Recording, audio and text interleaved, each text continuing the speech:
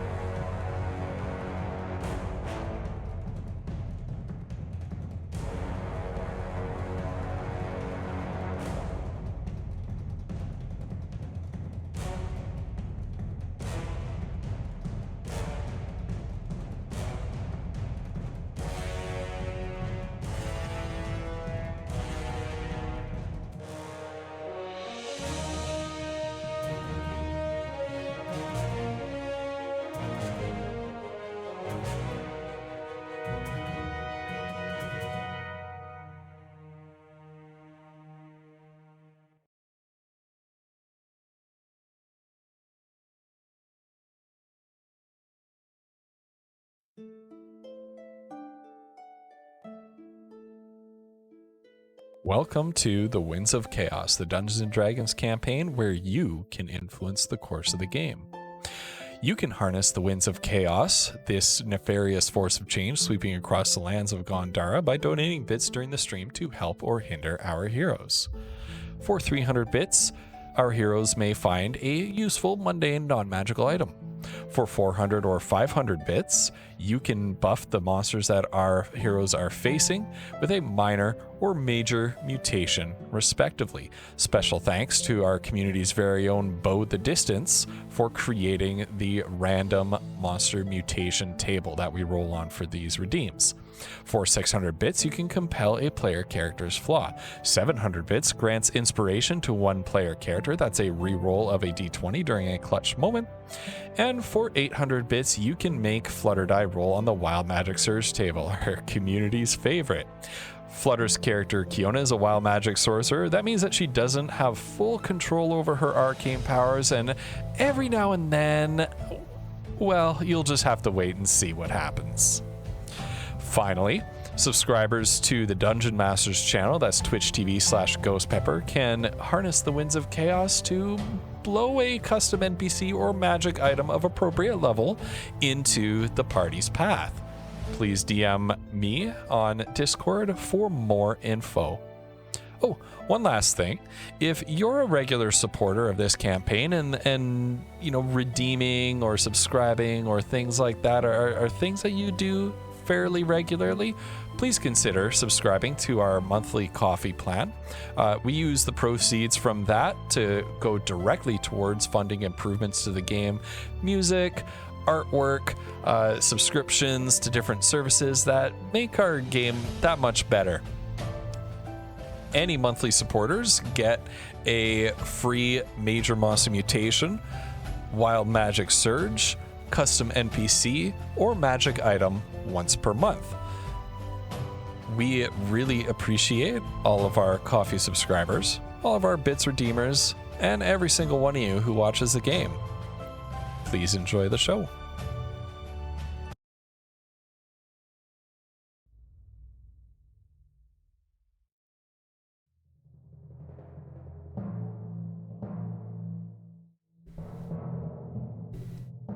Okay, listen, Bo. Not all of us.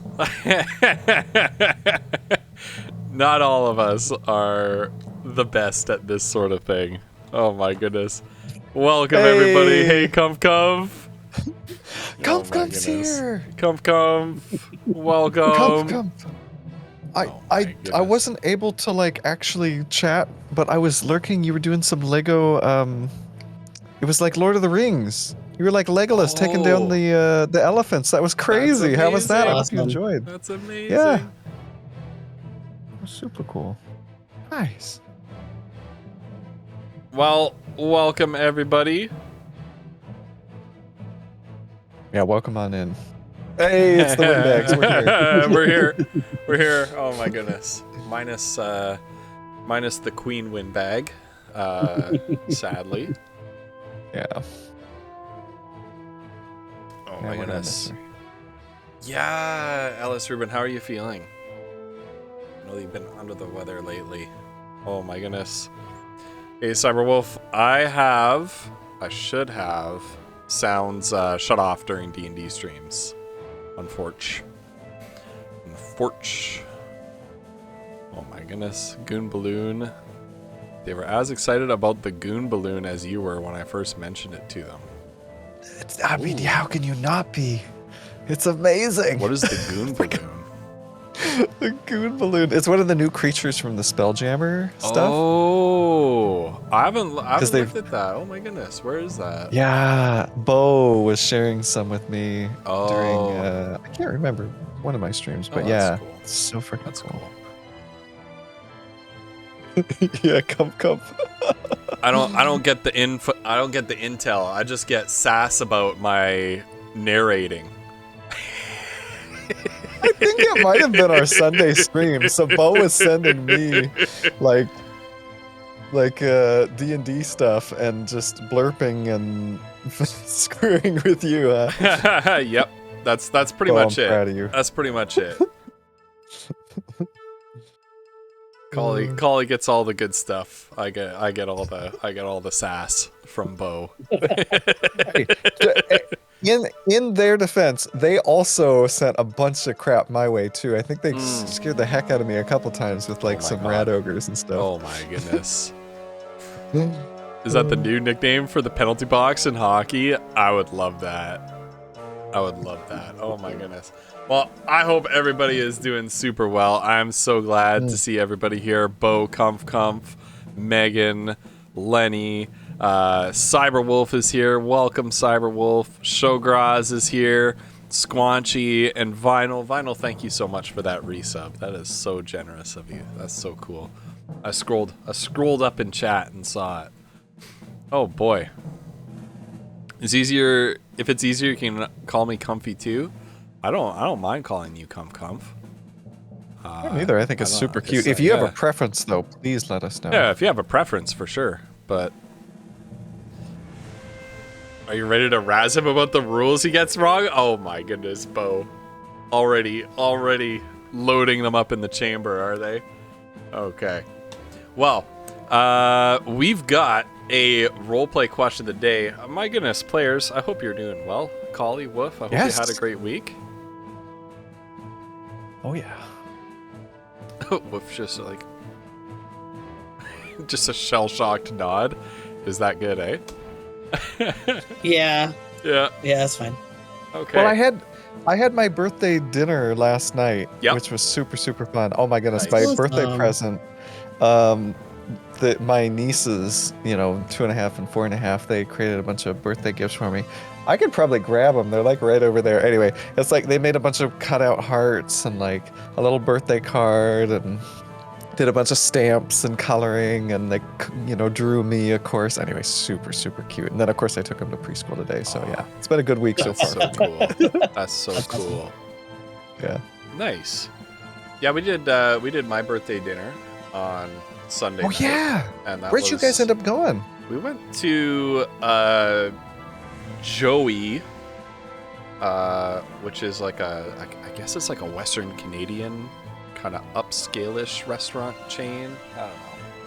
The restaurant's just called Joey. Well, it's called Joey, followed by the name of the town or neighborhood it's located in. So, okay. Yeah. Okay. Yeah. Right. But there's a few of them in like Alberta and BC apparently. We've never eaten there before. It was okay. It was pretty decent. I was like, that's an interesting. It's like it just sounds like an Australian restaurant to me. Yeah.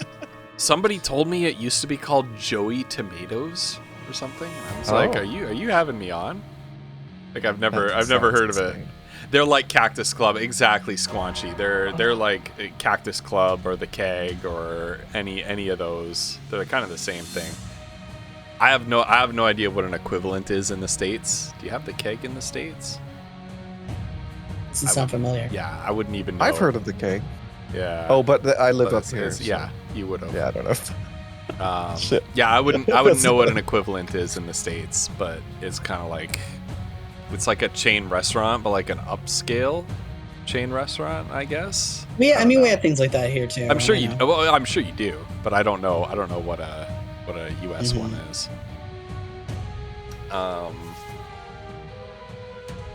There's a lot of kegs around Ontario. Oh my goodness, there's a lot of kegs in my basement. Can confirm. You don't want to know what's in them. Yeah. Don't go me. digging around. Yeah. Don't check behind them. Don't check under them. Just accept them for what they are. A mediocre restaurant. I mean, it is a chain restaurant, but I don't know. It's not. Must be different out there than here, which happens. Anyway, Really that was a lot of fun. Olive Garden. It's on your bucket list. I haven't heard super good things about Olive Garden. I worry that you're going to be gravely disappointed. I mean, I used to go there all the time with my family, but it's not. Well, when you're like 7 to like 13, it's amazing. Yeah, I loved it, but I don't think I had good taste. So yeah, unlimited bread-like products that are stick-shaped. Mm-hmm. Probably like dumped sugar and salt onto those things, let me tell you. Squanchy will go one day. We'll go. We'll all go together. We'll do a meetup at Olive Garden. Yeah. Ice Authentic Dino. Italian experience. Olive Garden is a Italian American chain restaurant. It's like everywhere in the States, and it used to be like high quality. It used to be known for being like a great place to eat, but I think they've fallen on hard times. Yeah. It's like the dine-in Taco Bell version of Italian food. That's quite a. That's true. That's quite an indictment. That's. They sold themselves on like you could go in and get like endless. You could get like endless soup, salad, and breadsticks. That's how they sold themselves for like many years. Right. Yeah. Right. Also, Ice Dino, welcome. I hope you're doing well. Oh my God. Yeah. Well. We've got a question of the day. Let's get ready with the warm-up question of the day. What does your character do on their day off? And I would like to hear something with some thought put into it. That's not like, smoke leaf or mine's her tinker shop. And if you've had a guest character in the campaign, please answer for them. Megan, if Darfin did have a day off, what would you do with it? And while our players think about that, I have some thanks to hand out. Also, chat, I am in control of the Sirenscape tonight, so if music balance needs to be worked on, please let me know. All right. First thank you for the stream goes out to our coffee subscribers. Those are Bruce Campbell Soup, Sloth Siren, Shograz, and Bard Owl in the month of April. So thank you to our coffee subscribers for April. Your generosity is making a big difference in this campaign. We're able to do a lot of really, really cool stuff. Thanks to your incredible generosity. Thank you number 2 goes to two of our very valued members of our community. That's Starborn Striker and Bo the Distance. They are constantly helping us. They're kind of our unofficial rules lawyers. Oh my goodness, Genovian! Thank you so much.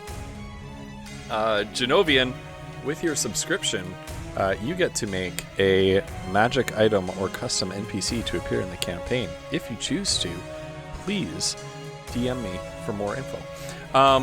But yeah, huge thanks to Bo and Megan for always helping us out with the rules.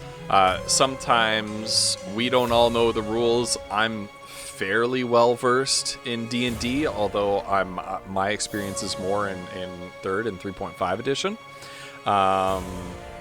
You do also feed me before I go live. That is important as well, so that I have some fuel to keep me going. But yeah, most of my experience is in 3rd edition and 3.5. These guys never really played D&D before this, so sometimes we need help. And Megan and Bo are always making sure that we're able to sort of progress smoothly with the game when we're not sure how a ruling should be made. Final important thank you is Vinyl Stencil, who's in the chat. Vinyl, I hope you're doing well tonight. But Vinyl is always helping us out with those bits redeems, those magic items, with the subscriptions, and things like that. So if you redeem bits during the stream to affect things, to influence the campaign, if you want to have a magic item appear or a custom NPC appear, Vinyl kind of fields those questions and DMs them to me. so that I can concentrate on keeping the game running, and we don't need to actually break from the game to that. So thank you so much, Final.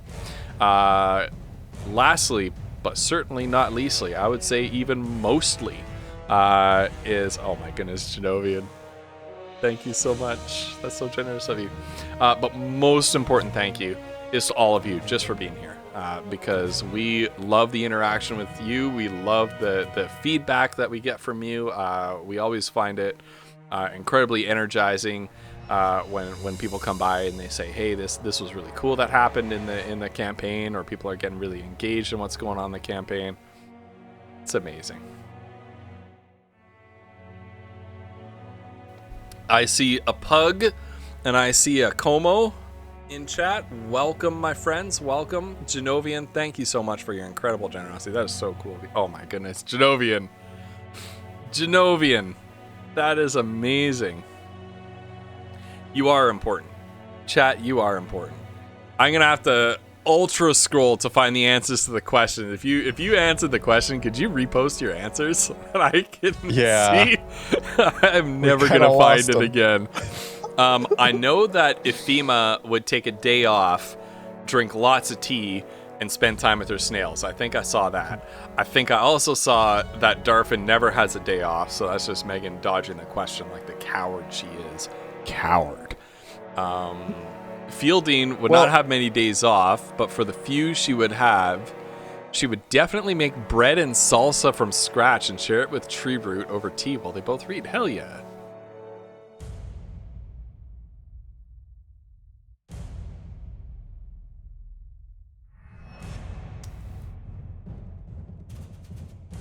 Can't tell us in this public space, Pugworth? Darfin would have to be held down and forced to take a day off because he never stops working. Yeah, Pedro, I hope you're doing great. We miss seeing you around here. Woof said that he would volunteer Mazra to hold Darfin down. That is hilarious. Okay. My character would walk around and look for hobos and beat them up since he hates poor people. Oh my goodness, Ice Dino, no. God. Oh no. Oh jeez. It's like a what is it? But also that it would be funny if he got dragged to a local fair because he'd hate it every minute. That would be amazing. We've got a next time Darfin appears in this campaign, a spontaneous local fair is gonna appear. Wild Beyond the Witchlight.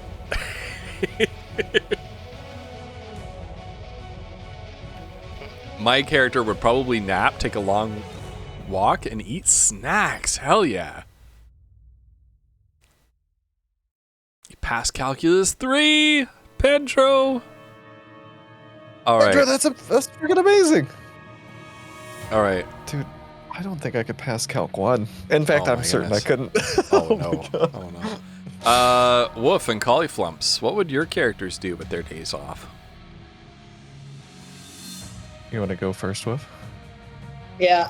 I know you said not to say like mind her shot, but you know, she probably would do some of that. But I think no, well, it's honest though, but like probably like do some personal tinkering, just like, because that's what she does to like relax. Depending on where they were, maybe go spend some time with her aunt while doing her best to avoid Poodle's family, and right. maybe go sneak into Underlord's library and steal some more books. You know, said the librarian. Oh my god. Oh my goodness. Information wants to be free. Yeah. Yep. And it should be. That's amazing. Wolf, what about not Wolf, Collie, what about Foodle? I've been thinking about it because we've been in the desert for a while. I think when Foodle gets back, and you sort of alluded to this, Wolf, with Mazra's answer. When Foodle gets back, I think one of the things that he wants to do, like a perfect day that he wants to have when he gets back, would be like, a quiet breakfast with his mom where he like catches her up on everything that he's been doing, you know, that Kiona and Mazra and everybody, they've all been doing. And then he would want to take his aunt hunting because like she seems to have been really, and understandably so, seems to have been really hit hard by what she's gone through. You know, having been captured and everything and escaped. And anyway, so I think it would help like ground her and reconnect Foodle and his aunt. And if possible, he would see if he could get Mazra's aunt to come with them. I don't know if she has any interest in hunting, but maybe she'd be great at it, right? Who knows? Like, Foodle loves nature, and he thinks if he can get her out into nature, maybe she'll love it, and like maybe it'll be good for her. I don't know. And then they'd of course bring home whatever they caught and have like a big family dinner all together, and he could, you know, chill with his family, and they'd probably like have a dance off or whatever gnomes do. Nice. Have a with the fiddle music from the Gnome Land security soundscape on Sirenscape. Yeah. I love the name of that. Oh my goodness.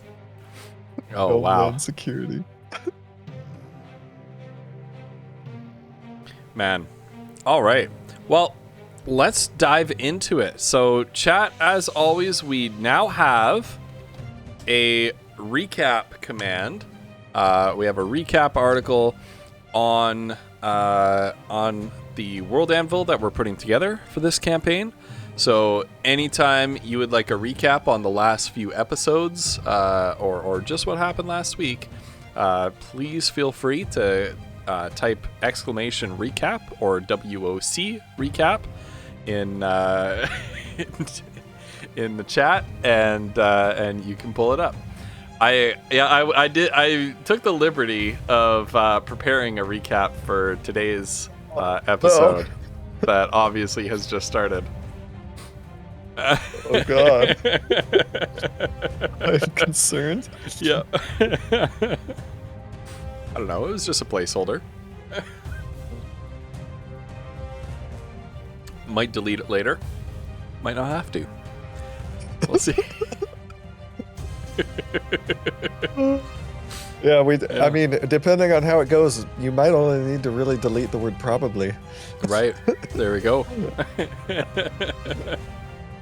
So it's 67. Woodle dies. Yeah. Everybody's sad except for Shograz. Yeah. One less gnome in the world.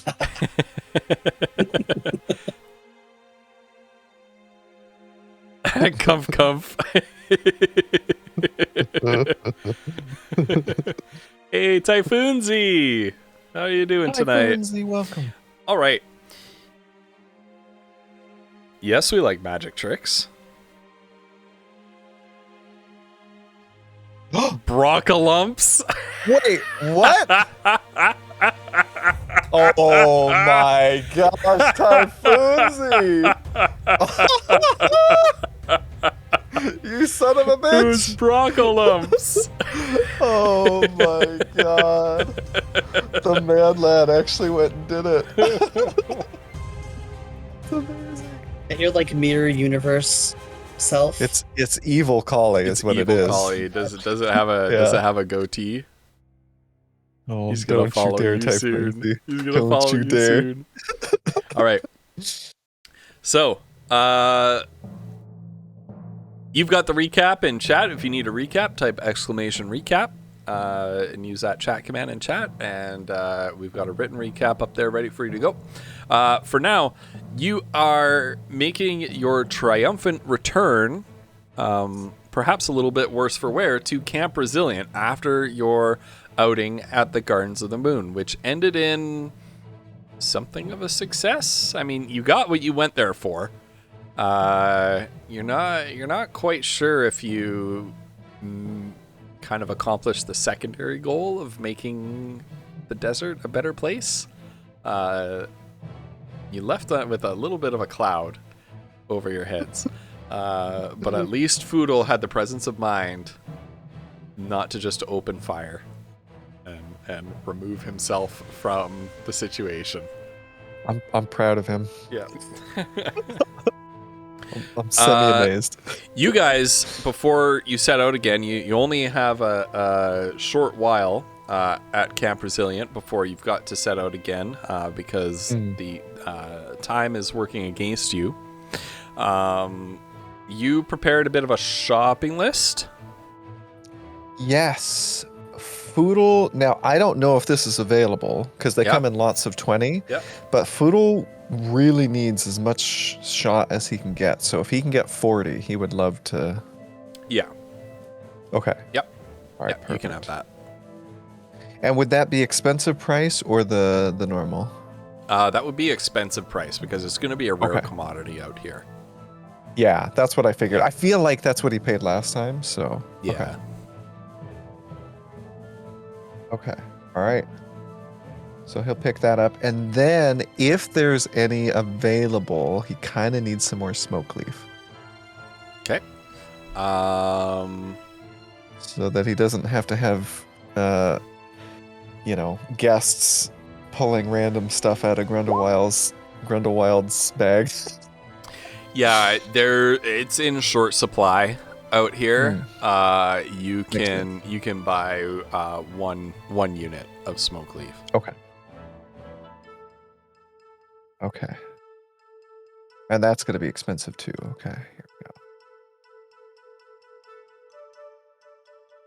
go. All right. Woof. Okay. Okay, we better go. Unless there's anything you're getting, Mazra. I don't think I used any of my supplies while we were there, so. No? Okay. Oh, nice. Here's a question, Ghost, really quickly, because this affects Kiona and Foodle and possibly Mazra. Did we get a short rest? Because we rest. Took a short rest. Yeah. Or long rest, right. Long rest, There we go. yeah. Okay. Perfect. Okay. Nice. All right. All right, cool. Foodle ran an errand to get bullets and came back with edibles. I mean, we do have a bits redeem that you can compel a character to act upon their flaw. And very early in the campaign, Foodle spent all of the party's money on smoke leaf due to one of those redeems. Literally all of it. This is back when we were like level 2 or 3 and the party had like a 90 gold and everybody gave him their gold to go run an errand and he just spent it all on smoke leaf. This one does, Oh, God. All right.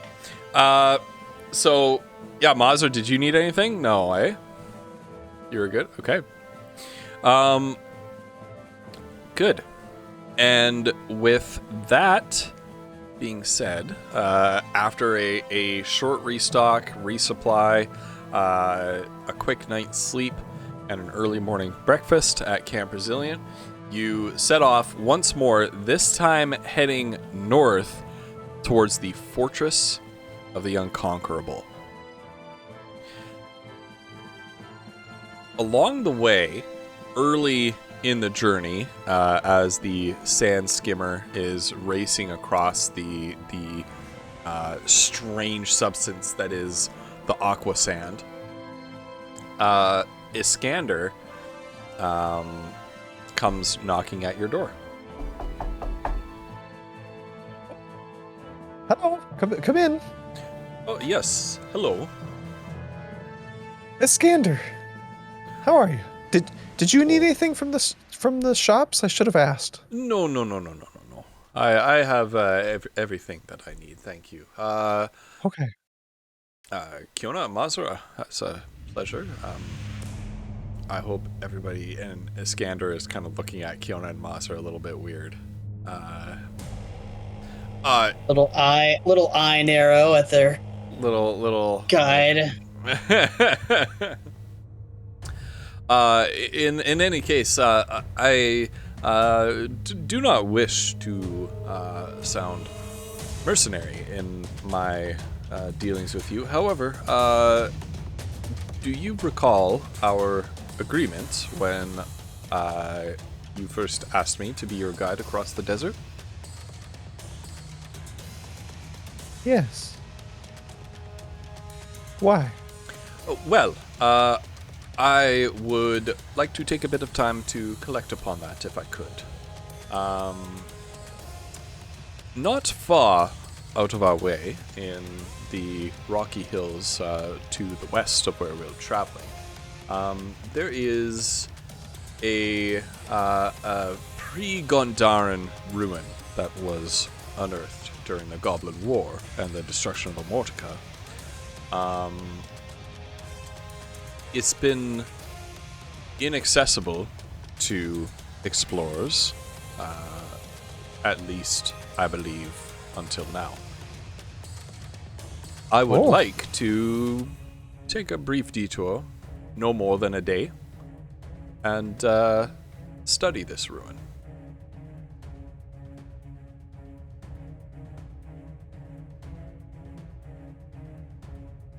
Yeah.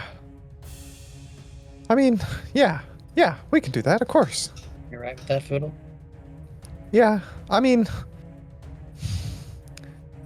I was thinking like, we gotta go. I wanna, see if my family's there, but I don't think we can do it without you, Iskander, and I want to honor our bargain. And I mean, it is only one day. I mean, how long were we at that Count Balian guy's? Oh. Yes, I can promise you that I will make all reasonable haste in our detour. I don't want to delay us an inordinate amount of time. I am, of course, sensitive to the urgent nature of your business here. And we can do that. I likewise wish to be fair about the distribution of any plunder we might find inside. Oh, you think there might be... Oh, wait, this might help us then. Perhaps. Hmm. There may be... We could use the money. There may be riches beyond our wildest imaginations. There may be nothing. Yeah, I could use... If Udo's gonna think back to his shopping trip and like how empty his little money pouch is. Yeah, I think we should do this. It's a good idea. So wait, you know where the ruin is? Yes, it has been previously excavated by expedition teams into the desert, but its entrances have been sealed and spelled. Oh. However, I do believe I've found a way in. Iskander, have you been doing research? I'm always doing research, Mr. Shepard. This is amazing. I can't believe we found this guide. Iskander, this is excellent. Well, let's go. Should we talk to the captain, Welly? I've already taken the liberty of speaking with him. And if he is in agreement, if we are all in accord, and it seems that we are. Yeah. Yeah, Very Kiona well. agrees. I think it's a great idea. It's so good. Thank you, Wolf. Well done. Yes, well, very well then. I will go inform Captain Welly immediately. Perfect. And Iskander skips out of your cabin, almost suspiciously like a child on Christmas morning kind of thing. Normally, Iskander is a pretty sort of calm and collected and a pretty chill individual, but you see a giddy sort of excitement in his gait as he bounds out of your cabin and up the stairs to the deck. I'm starting to think Oh, go ahead. No, you go ahead. I'm starting to think that maybe we should have asked more questions. I agree. Let's try to get some answers out of him on the way there. Okay. I think in the meantime, I'm gonna finish my breakfast. Hmm. And as you're eating breakfast, the you hear kind of a groan of wood as the room kind of tilts to one side, and the sand skimmer changes, just lists a little bit as it changes direction, taking course on its new heading. You eat breakfast in peace. Spend a little bit of time helping out atop the deck with the rigging and the sails and whatnot.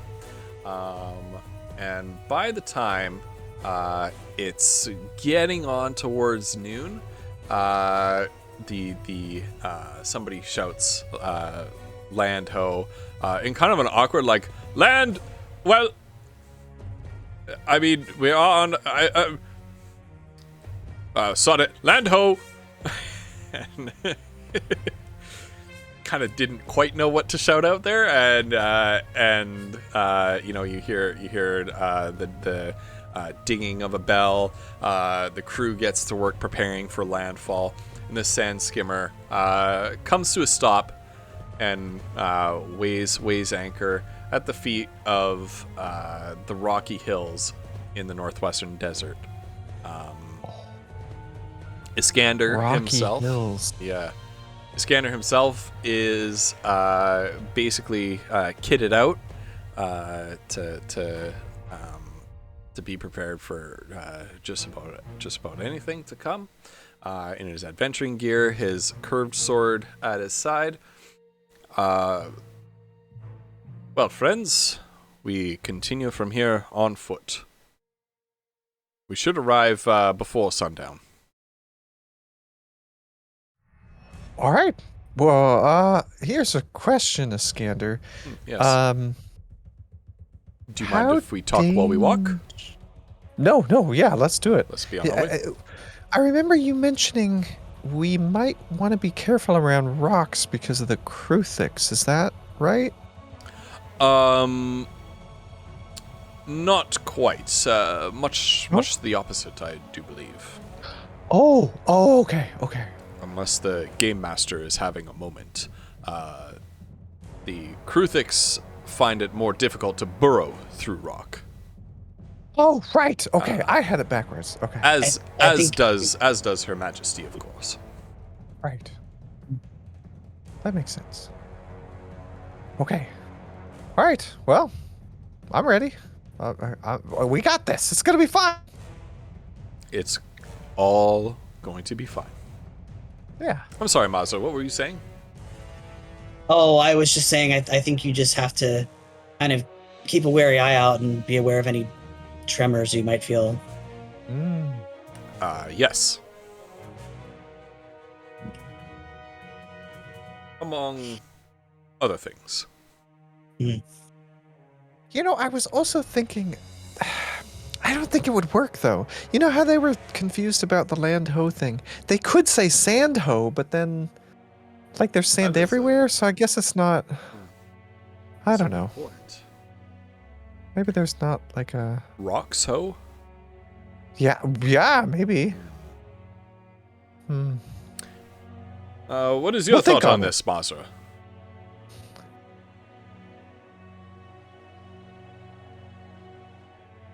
You have a preference? Oh. Oh, okay. Odd. Skander looks at Foodle. It is somewhat important, isn't it? Yeah. They need to a way to say that in the desert. Indeed. Hmm. We want them Very. to run up on the rocks. Well, in any case, I'm sure we will have all of this solved by the time we return. Yeah. Finally, Foodle has somebody to spin off on these irrelevant tangents with. Yeah. Kiona and Mazur are like making out back there while Skander like brainstorming. Iskander's got like he's like got his highly polished knife out.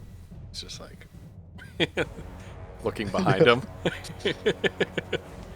Iskander, in your research, did you Yes. find?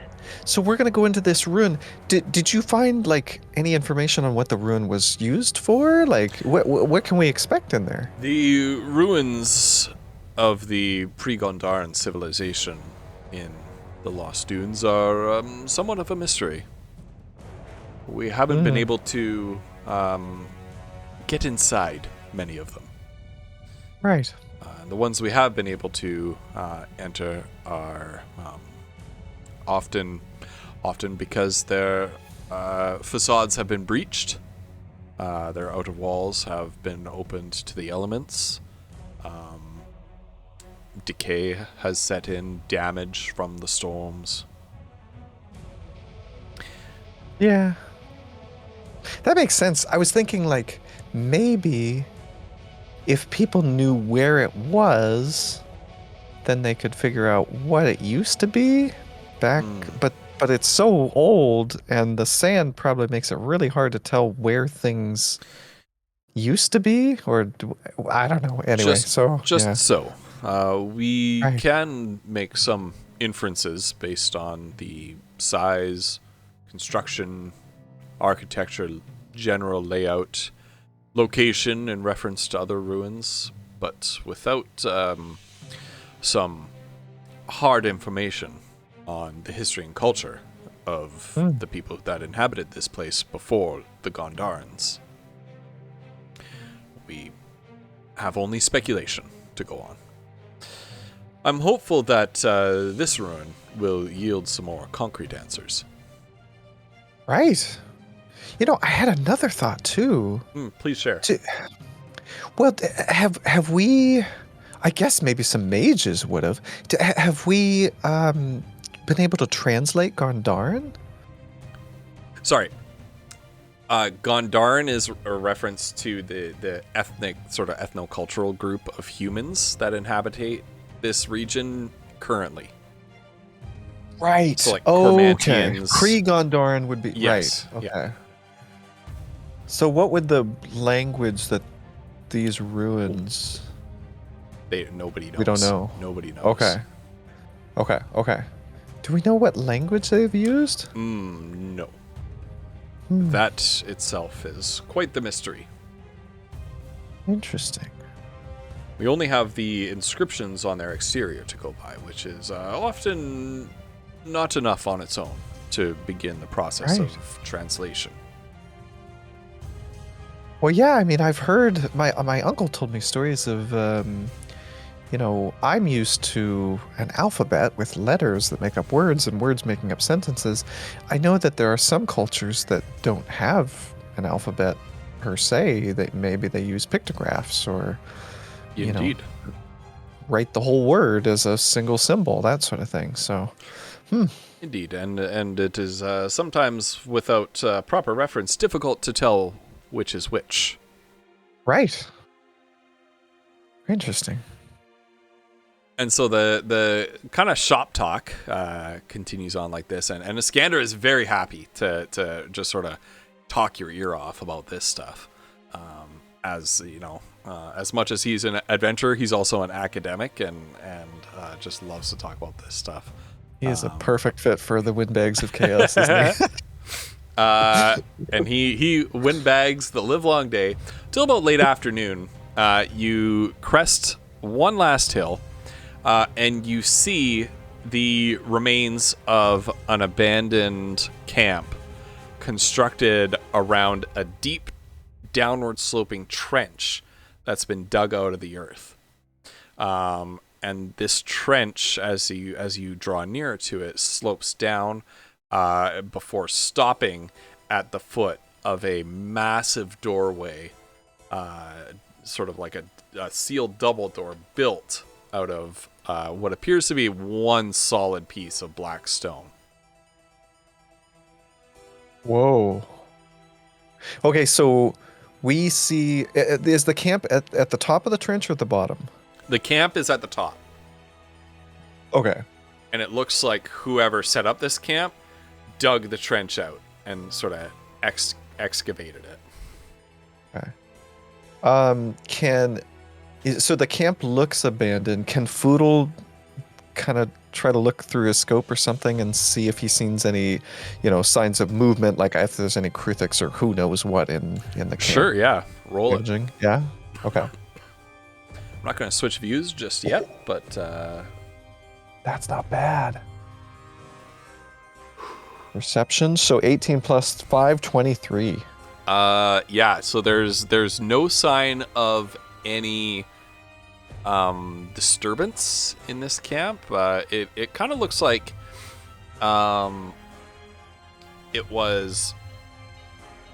You don't see any signs that it was abandoned under duress or through like a violent attack. However, there are signs that animals have been here, or possibly other creatures that have been here, scavenging, taking bits of fiber from the tents for their nests or their lairs or whatever.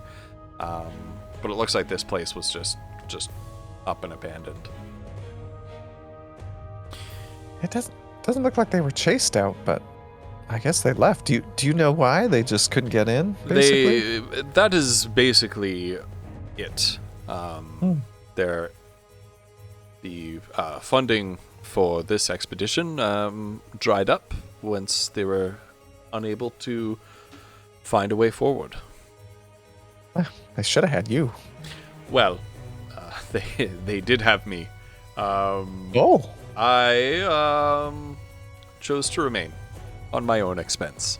Oh, and that's how you got involved with the silver. The Silver Spurs. Yes. Right. I see. Yes. The funding dried up. You still. Oh, that's interesting. Yes, they. Well, I'm glad you did. They hired me as a guide. However, unlike you, they were not keen to hold up to their end of the bargain.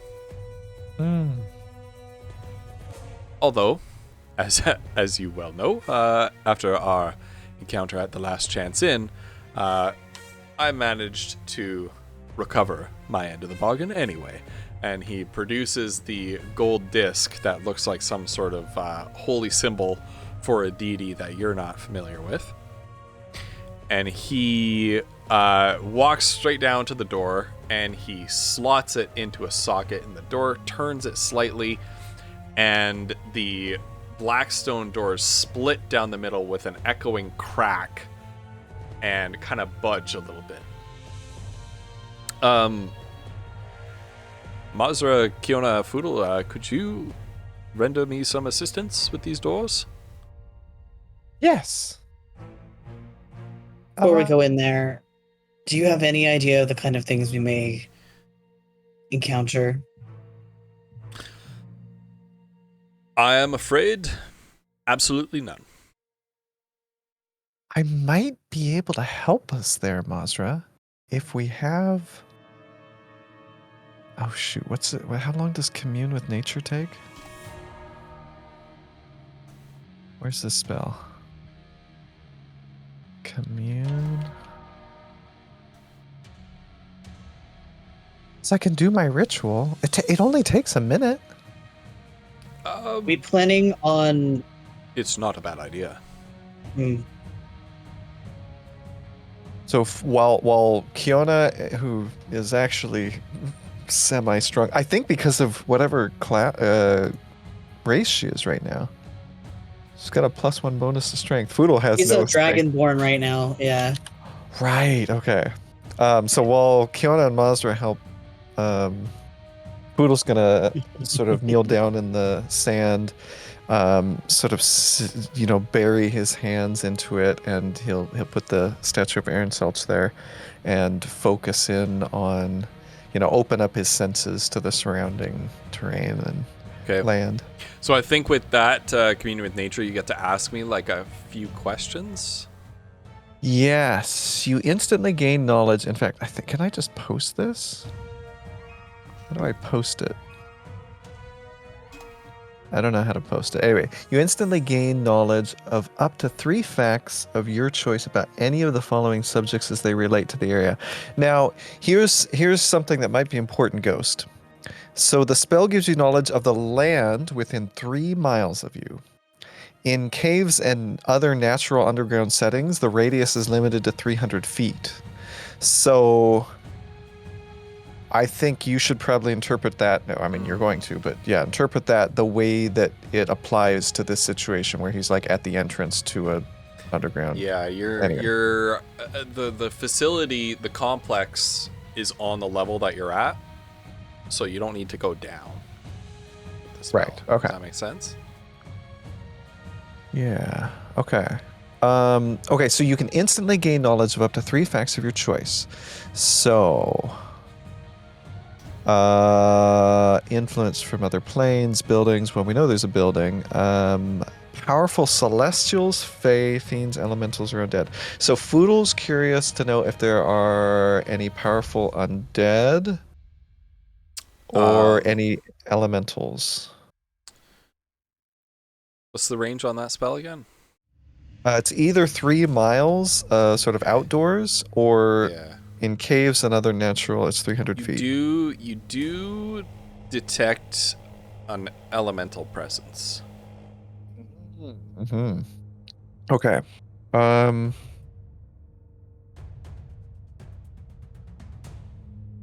Okay, so it says, for example, you could determine the location of powerful undead in the area.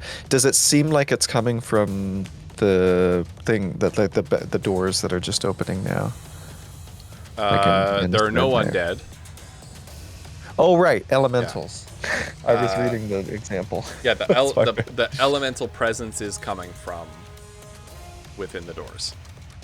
Okay. Yeah, how would you interpret this, Ghost? Like how specific is the location there?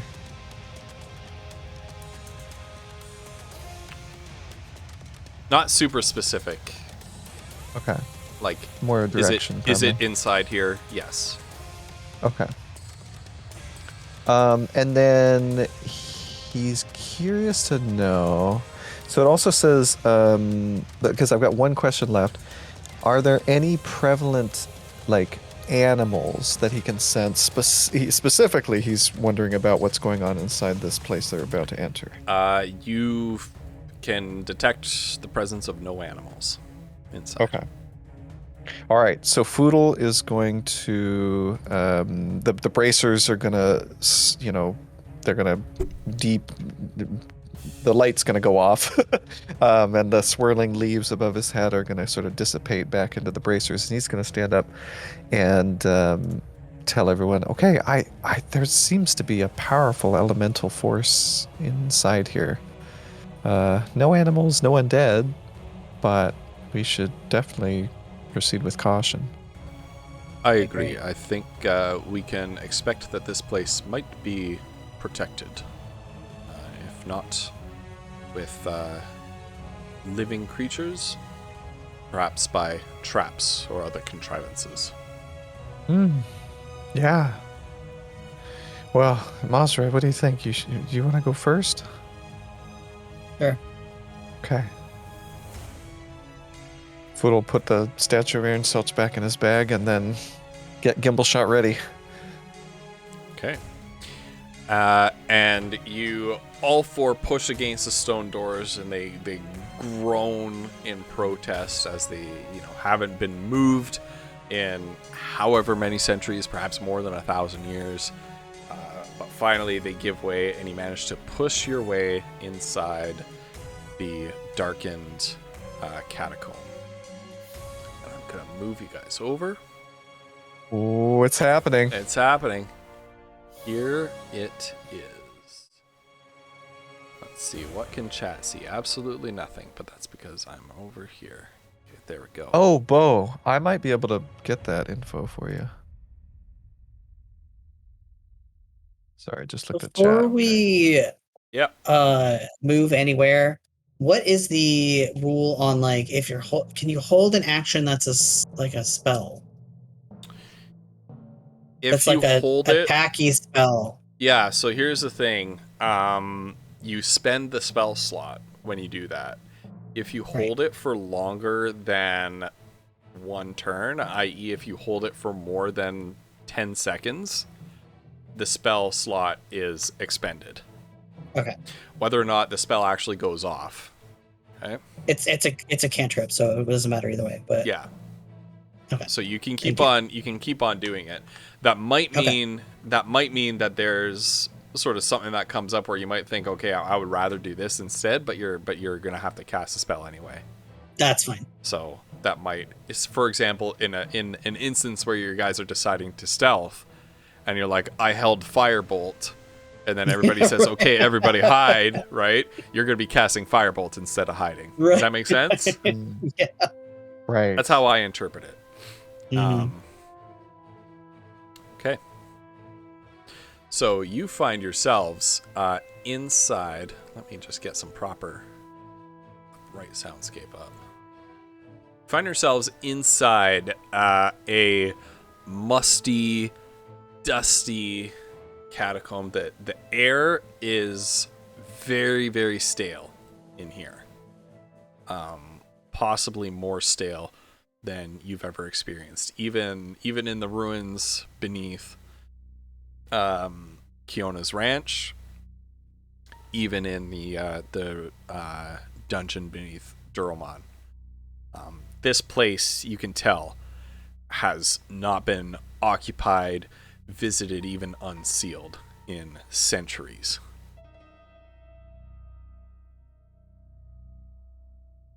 Wow. This is incredible. You I see, really don't like this place, y'all. you can see to. Am I on the wrong? Oh my goodness. Where's my? Okay, hold on. Hold on. This is the tough part about jamming and streaming it. It didn't launch me in my DM mode. There we go. This is the tough part. That's why. Yeah. I have a player you gotta mode up juggle and I have a two DM different- mode up. Yeah, here we are. Yeah.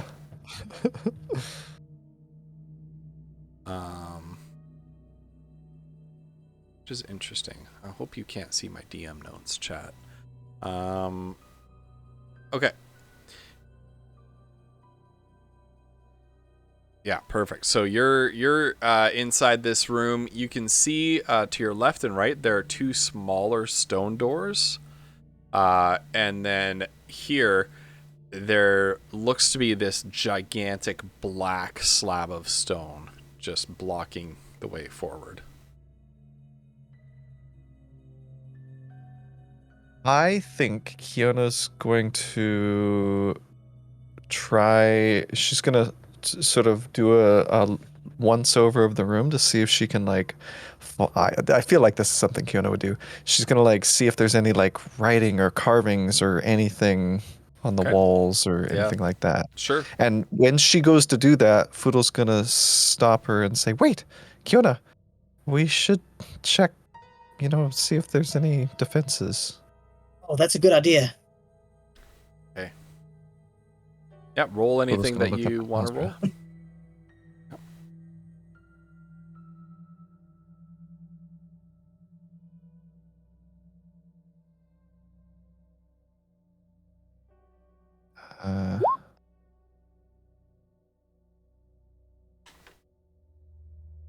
Okay, Master And rolled a Foodle 13. will Yep. Foodle will look around as well with just a perception, see if he can spot anything that looks out of the ordinary or whatever. The 14. 14. Okay. You don't spot any evidence of any traps in this room. There's a thicker layer of dust that covers everything. But something is off with the dust that meets this wall here. And Mazra, as you look closer at this, you get the idea from some of the scrapes and some of the wear on the stone where this wall meets the floor, and the kind of where this wall specifically here meets this stone slab in a corner. The wall is sort of rounded inward, giving you the impression that this stone slab might slide. Might slide that way. Oh. I think that might be our way forward. Ooh, good catch, Mazra. Mm. All right, now Kiona's gonna try to sort of look at the walls and see if she can see any like markings or carvings or anything like that. Does she have? I don't think she has night vision. Does she? Is the Oh, Dragonborn? Dragonborn? They don't have it, do they? Anyway, she's I'm gonna not light a sure. torch because Yep. she wants to make sure to see anything, regardless. Yeah, they don't. Okay. Okay, so I'm gonna make so sure that- to add some light to her. Oh, perfect. I have night vision turned on for her, but they don't. You said. As far I did I a pretty think- good Google search, but I don't think they If- do. yeah, if Bo or Megan can Okay, confirm. that's fine. I put some torchlight on her. Okay. Perfect. And Foodle will say, Foodle will say, well, I mean, it all looks fine to me. I don't see any traps, but there's a lot of dust. I mean, be careful, you guys. And so Kiona's going to look at the walls. Would that be perception or investigation? What's she looking for? She's looking for writing or anything like that? Yeah, carving, is any language looking that's things, investigation, yeah. pictograms. Okay. Yeah. Did I actually click it? Okay. There is writing. She finds writing on this stone slab, but it's not in a language or an alphabet that she recognizes. Rat. That's too bad. Yes, I'm there trying. is, Sorry.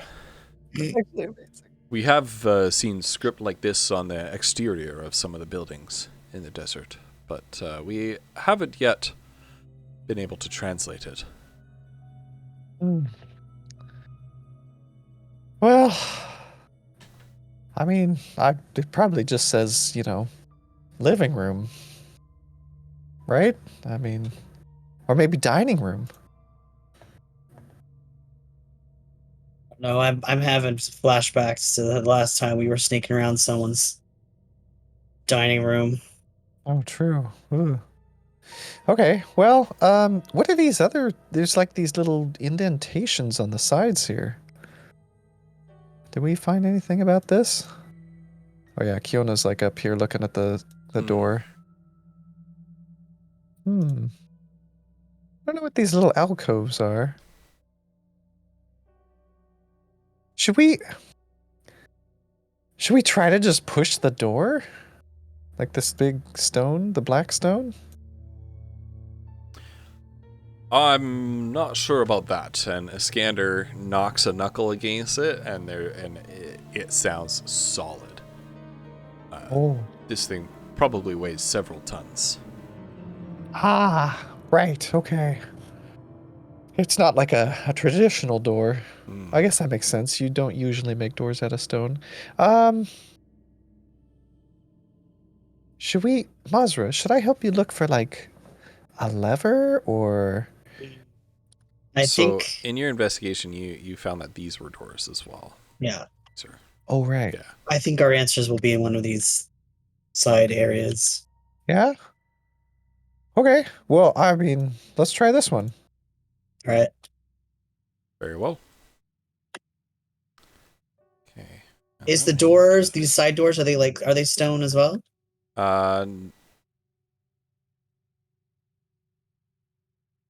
Wait. Why is it not letting me grab onto that? This is going to be... Yeah, they're stone, but they're much more movable. Okay. It's not letting me grab onto this piece of dynamic lighting that I made. Of course. To mark the doorway, which is really cool. Did I make it on the... Nope, I made it on the dynamic lighting layer. It's just not... Okay, cool. So I can't actually delete that door so that you can see through it. So one of you can just step through it and see. Thank you, Roll20.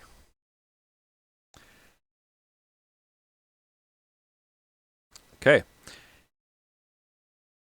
So, Mazra, as you lift this door up, you kind of have to all get down and kind of pull it up like this, and it locks in place when you pull it up.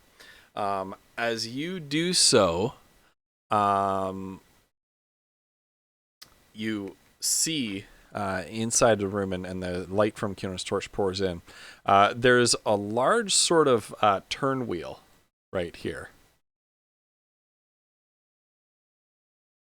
On an upraised platform, a couple feet up from the level of floor that you are on.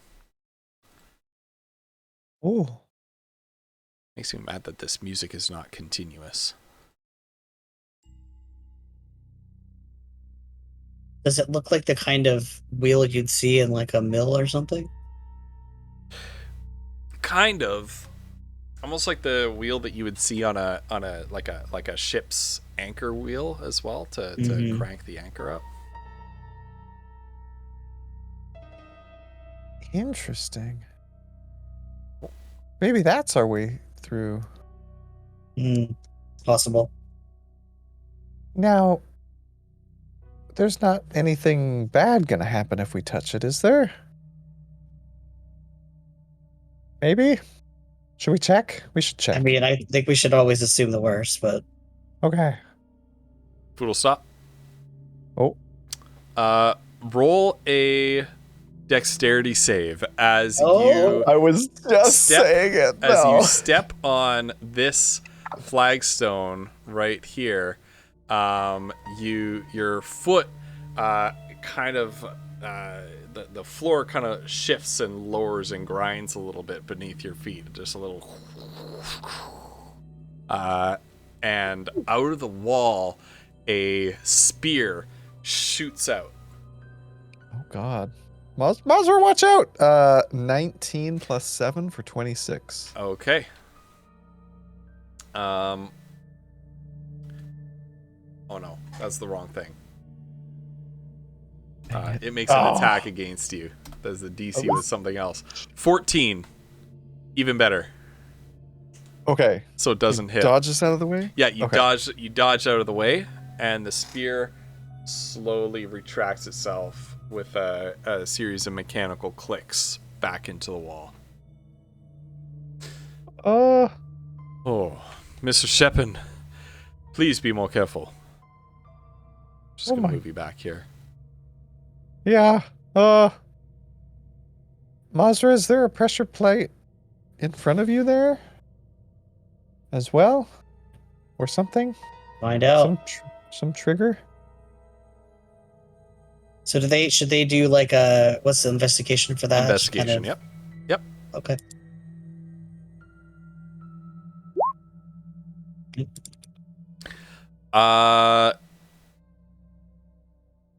Yeah, there appears to be in this square and this square. Okay. How are they? Are they like the standard 5 feet that the grid is? Yeah. Okay. Yeah. Mazra. So it's like one long pressure plate here and here. Mm-hmm. Wait. These. Oh, Go ahead. No, you Oh, go I ahead. just wanted to know: are these stairs? Do they go up or they go down? They go up. They go up. Okay, so it's like a raised. Okay. Yeah. I'm curious about this wall next to the stairs. Is Yeah. it like slope with the stairs, slope down towards us, or is it like the same height as the stuff up here? It slopes with the stairs. Mazra, maybe take a look at the stairs. We might be able to just climb up here, right? Mm-hmm. Yeah. So how high is the wall? Like right here? Could she like peer over it? It's not or? too. Yeah, you could peer over it. Okay. I don't want to try that again. That was. Oh. So she'll investigate the stairway. Ooh. All right. Yeah, looks clear. Yeah, I think we should go and from this Okay. direction. All right.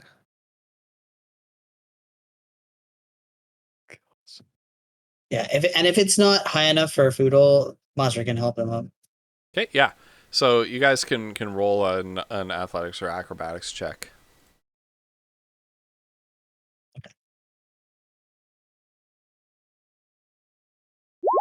I'm just gonna try to gingerly. Oh God! What Man, is? my rolls are really bad tonight. Oh God. Pull himself up onto the Yeah. So you can't quite make it over, and Iskander comes over and he says, "Here, let me help you, please." And he kind of cups his hands here to lift you over. And taking some time, you all manage to climb over. Okay. Thank you, Iskander. Some concerns about Roll20 tonight.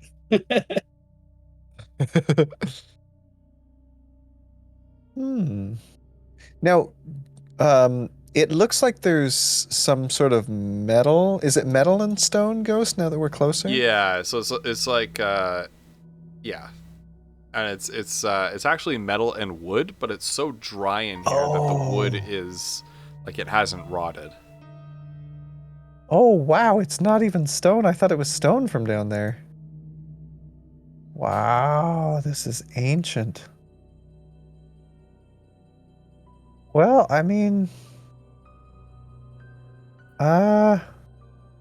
wait. Before we turn this, hold on.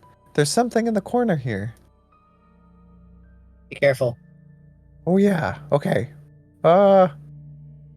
Foodle's So gonna like. you see a pile of urns, like a group of urns, kind of put to one side. Okay. I'm gonna check and see if there's any like ropes or pressure plates. Oh wait, I'll just roll a dice. Ooh, I don't add anything, so that's a 9. Yep. Yeah, you don't see looks- anything. Looks like a it bunch looks of clear dusty to old me. urns. Let's check inside. Okay. The fool's gonna start rooting through them. Yep. Roll investigation. All right. Okay. Oh, shit. In the meantime, while Foodle is doing that, a scanner comes over here. Shall we give this a try? 17. 17. There's a bunch of like dusty bits of cloth and other substances inside, but they're so decayed with time that you can't tell what they were. I think this is more stuff for you and any team that you bring back here, Iskander. I'm not gonna touch any of this. Indeed. Yeah, I think you're right, Iskander. We should try this. Okay. So all four at once put their hands on one of the arms of this turning gear, and you give it a mighty push. It's frozen with age at first, but with a creak and a groan, it finally begins to move and grind. And as it does, and you hear a mechanical click inside of it as you go click, click, click, click, click, click, click, click, click. In the distance, you hear echoing from the previous chamber you were in, the loud grinding of stone against stone. Oh. Okay. I think we did it. Oh. Man, that was heavy. Does it start moving back if we take our hands off it? Nope. Oh, right. Oh, okay. Whoops, that was a good thought, Mazra. I should have. Yeah, should have tested that before I just walked away. Now, does this look similar to the door down here, just maybe a little bigger? It does. It looks like there's another door up this way. This one didn't budge though. Just sounds coming from over here. Yeah, that's right. Well, I mean, I guess we go check. Just careful, Mazra. Right.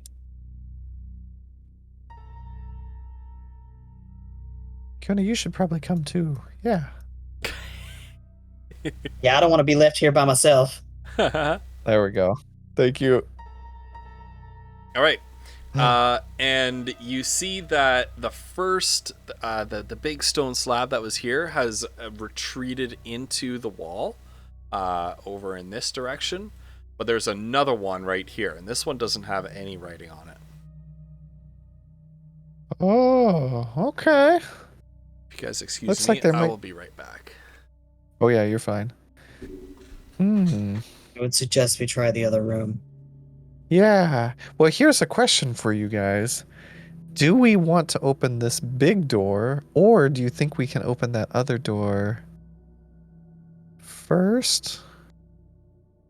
I don't know if we can open that other one, but I think we'd have to see if we could find a switch or something. yeah, it is pretty big. We might not be able to get it. Oh my goodness, Genovian. You are amazing. Oh wait! Oh wait, that means something. We get some goodies, right? Hold on. Bits?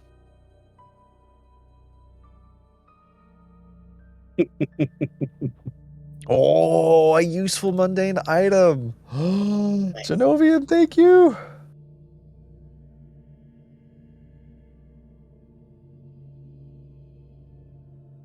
That's awesome. Oh, thank you, Genovian. Do I get to pick? You totally can, Genovian. Yeah. Like you can work that out with Vinyl or Ghost or whoever. I'm trying to think. I mean, you can never go wrong with rope. I don't think I have any. Let's open our own rope emporium after a while.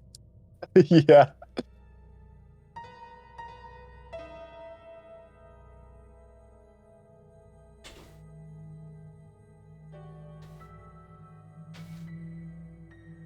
Yeah, yeah. It doesn't have to be right away either. Bard, welcome. Oh my geckers. One thing that's always really useful are tools. So Foodle has Tinker's tools, Jeweler's tools, and Smith's tools, and you never know when you're gonna need them. I don't necessarily have I think one thing that's come up several times is that nobody has a crowbar. I think Madra does in one of her packs. Oh yeah. She has burglar's tools or whatever it is. Thieves' tools? No, there's actually a burglar's pack. Yeah. I'm I'm crowbar. sure. That's I'm sure it's come up a few times. I definitely. it has a like, Foodle crowbar does- in it. Yeah. Oh really? Yours There's does. there's a crowbar in the burglar pack. Okay. Ah. Yeah. Anyway, where are we going next? I don't know. What do you think, Woof? Like out of character. Like, do you want to try this other door first, or are we opening the big one? Well, there's the one back inside. the one opened, but there's another one behind it. Right. Right. You mean the one back inside the room? Yeah. Like, are we opening this big area first, or are we doing some other We could exploring? investigate the other room and just see if there's anything in there. Well, here's a question for you, Ghost, now that you're back. Did we get the sense that this door would be too much for us to open? Like, did we see a way of opening it similar to this one, or was it closer to these ones where we weren't sure how to get No, through? it was more like one of these doors. Okay. Does that change anything for you, Woof? Because Foodle's down for whatever the group Yeah. is down for. It couldn't hurt to try, just to have Yeah? our bases covered. Okay. Well, I think there was another door back there. Maybe we should see what's through there first. Yeah, and check then- the side paths first. Yeah. Okay. All right, back we go. Woo. Oh, whoops. And then Kiona will come too. Major will investigate over here. A map of the dungeon, Genovian. That's fucking genius. It's just a piece of paper, so it is mundane. Yeah, it was just in the pots, Somebody had the schematics in there. Oh, Bard, thank you so much.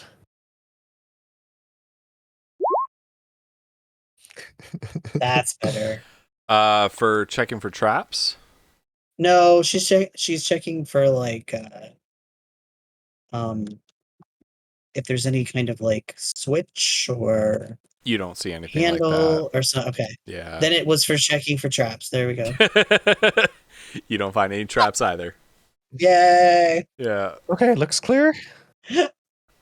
Uh, All right, let's open this thing. is this another one of those doors or is it Yeah, so it's another one that you can sort of reach down and pull up. okay. Okay, and with a great amount of effort, Skander. I'm trying to do a whole bunch of stuff at once. I'm gonna there say we go. you're juggling a lot. Yeah. You managed to pull the door up, lock it into the ceiling. Inside appears to be a let me see. Roll 20. Are you going to let me Appears to be death. grab this? Okay, this one's okay. I can grab this one. Appears to be some sort of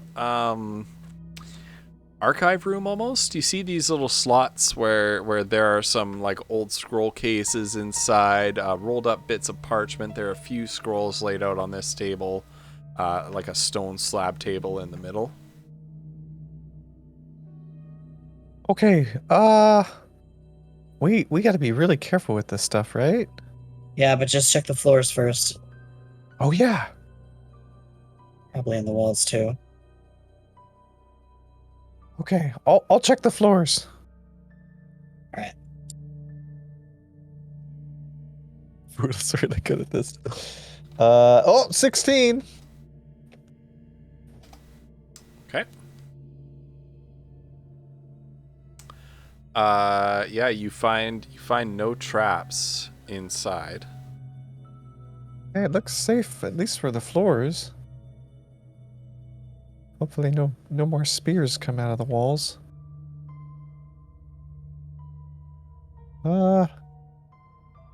Wow. Kiona, this looks like a place you could spend a while. Yeah, it's really neat. Unfortunately, much of this is too delicate to handle. And Iskander kind of reaches in and very gingerly tries to take out a scroll, but it crumbles to dust in his grasp. Ooh.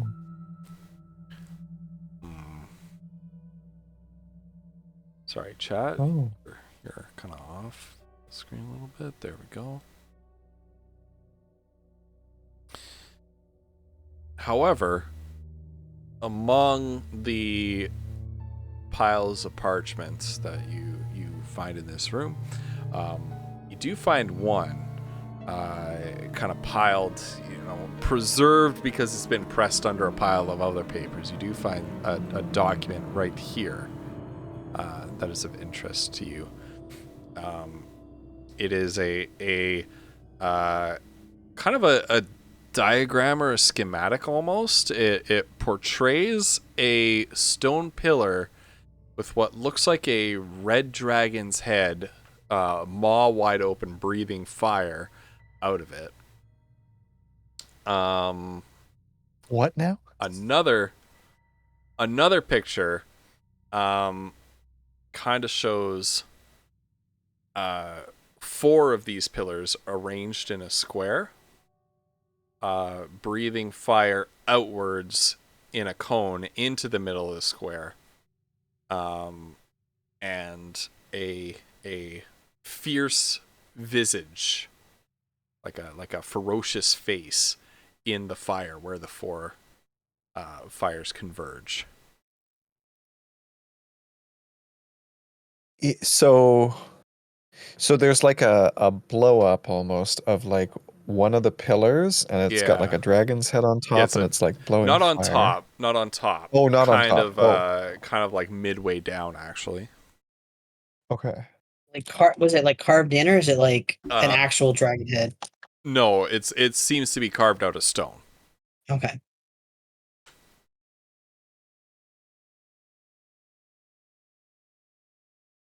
I And don't like then this there's at all. it depicts four of them sort of blowing fire into a central Yeah, area, and let then me- some. What did you say about the me- center of it? Kind of draw this Oh, okay. down here. I'm gonna do just a very crude. So it shows like the four. Nope. Regular thickness.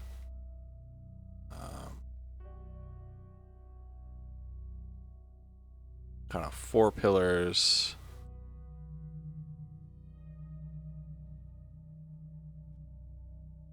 Breathing fire into the center of a room, and then there's like a face in the fire where sort of the 4 fires meet. Oh. Kind of like that. That's super messy, but that's kind of what you see. Okay. Yeah, or Mazra, that is a little worrisome. I think we're gonna have to just, if we see anything like that, take super care. Yeah. Does it look like there's any way to deactivate them? Does to disable these fiery pillars? Is there anything more to the parchment that we find, or like anything? That's it. It's just those 2 drawings. I think we're gonna have to hope we don't come across this, and when we do, Yeah. we're just gonna have to Where- take as much care as we can. Yeah. Yeah, definitely She's- stay out of that. She's gonna take the parchment with them Okay. as a guide. All right. And where are you going So next? cool. All right. Well, I think it doesn't look like there's any other ways, out of here. So I think we should head back to the main chamber and maybe through this door over here. Right. Okay. Yes, I I think think that's you're wise. right.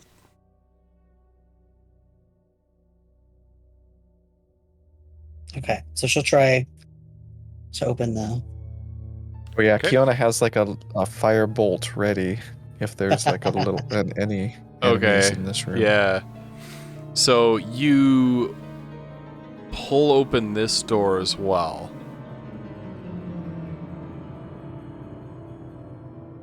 This really doesn't like these kinds of doors, does it? It's so strange. Why is All it the like other doors this? work. Yeah, all the other doors Oh, work. weird. All the other wall surfaces, like a vertical straight up and down wall surface works, but the straight up and down door surface, no. Roll 20, please. Roll 20Y. Okay. Yeah, you open that door. You can step through it. Okay.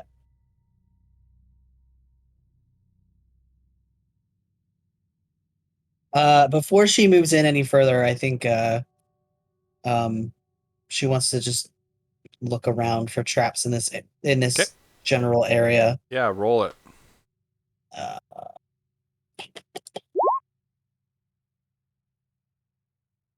Okay.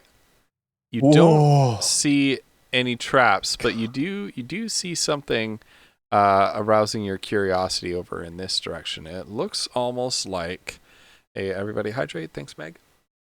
Thank you, Meg. It looks like a statue seated. like a carved statue? Yeah, like a carved statue just seated right here. Big. Like we're talking like 9 or 10 feet tall, but seated down. A humanoid figure holding in its hands what looks like a sort of shallow bowl, like an offering plate in its hands. A wind if winter comes, can spring be far behind. Oh, yeah. Good call. Statue says She would nothing. totally do that. Here's a question. So is this a carving or an actual... It's a like statue. Okay. Okay, so it's not like a picture of a throne with somebody on it. It's No. a throne with a statue. No, Okay. it's even just sitting on the floor. Right. Do these stairs go down? Like we can see down to it type of thing? Nope, they go up. They go up. Okay. Yep, and then there's another set of stairs up here. Okay. There's another one of those little stone doors right here. Kiana, that was good thinking. Can't be too careful. Indeed. Okay, so this place looks clear. I'm gonna quickly check in here. So Foodle's gonna look in these pots. Yep. The Scander is right away going towards the statue, kind of stroking his chin as he looks at it, takes in all the angles. Most curious carving. So Foodle got a 6. It looks like the same stuff as last time. Nothing useful. How do you mean curious? I've never seen statuary like this in this particular style of sculpture in this part of the world. Oh, like this looks. Does it look out of place for these ruins? Indeed Or- it does. Well, certainly out Oh. of place for Gondara. Interesting. Wow. So this is like a new find. Indeed, it seems more reminiscent of the sort of sculpture you would find in some of the islands on the Southern Ocean. Really? Ghost, is there an artistic skill? Like, Foodle and Kiona want to draw this thing in their journal. Not really. Okay. Do a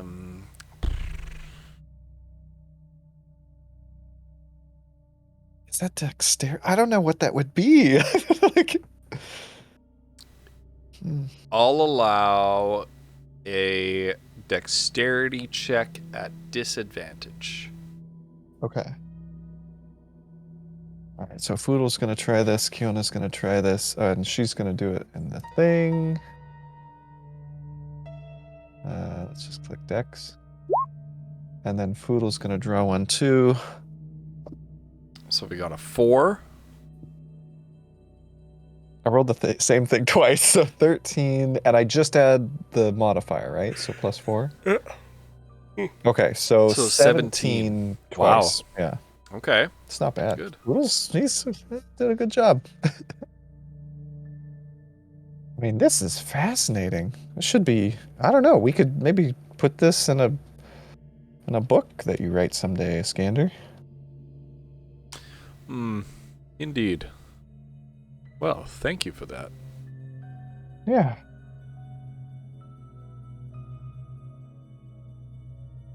It was a male figure? Yeah. Holding a bowl. Sorry. Sort of cupped forward in his hands or something? Yep. Well, it appears there's another one of those contraptions up here. Yeah, I think let's go try it again. Oh wait. Oh no. Is this a Foodle like freezes as like looking at the wall. Nothing happens. Oh, that was bad. I should check these stairs in the spot Mr. here. Sheppin. Oh, Aaron Selch. Oh, that's a 6. Yeah. Okay. It looks clear to me. I think we're okay.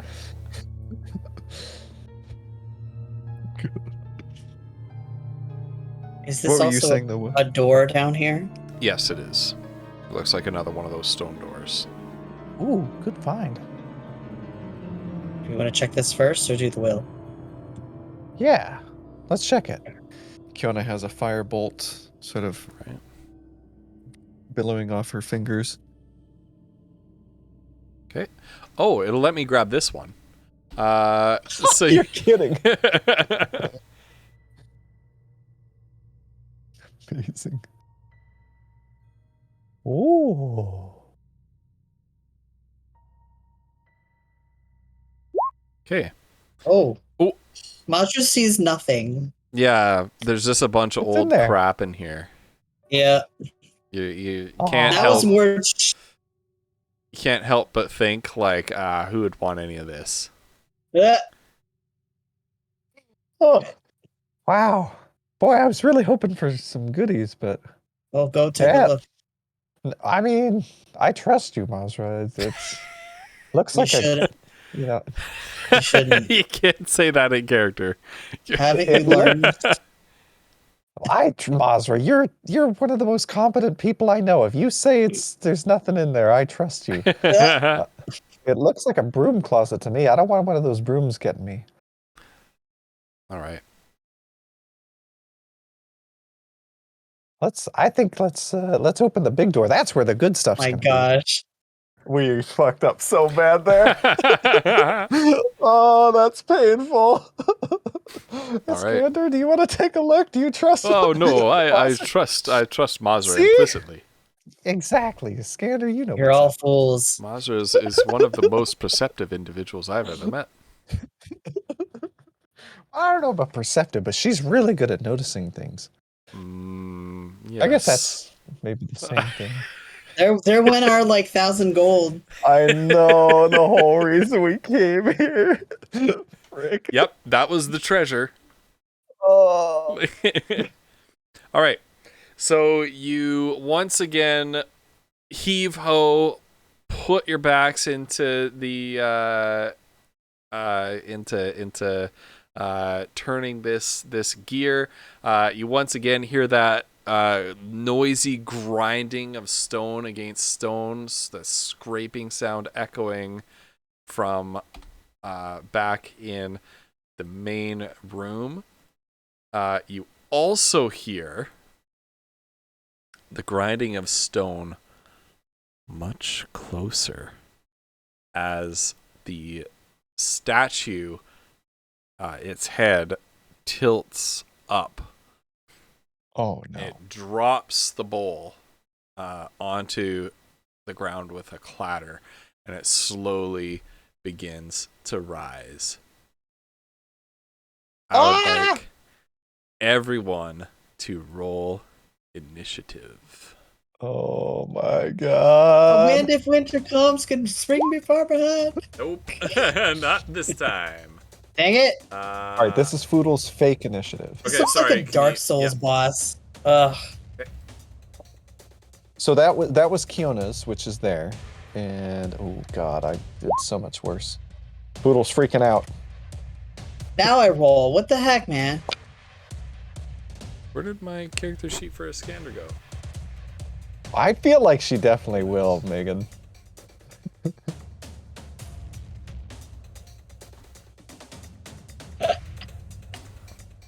There we go. Oof. God. Oof. Yeah. Yeah. Wow. It's that bad. All Roll right. 20. What the heck? All right. Is that everybody's rolls? Mhm. Mazza, you are up first. Okay, hang on. God. Thank you, Just Mazra. rolling my nose really quick. All right. How big is this statue thing? It is like 10 feet tall. It's a Ooh. large monster, so it occupies a 2x2 square. Oh, So like 10 feet by 10 feet, basically. okay. Okay. So, I'm assuming she can see it from where she is. So,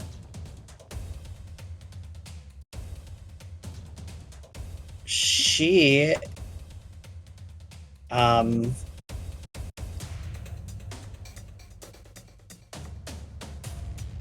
wait a minute.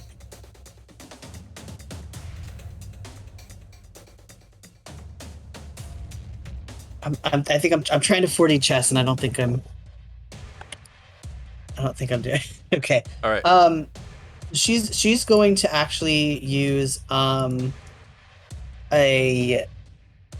cantrip, and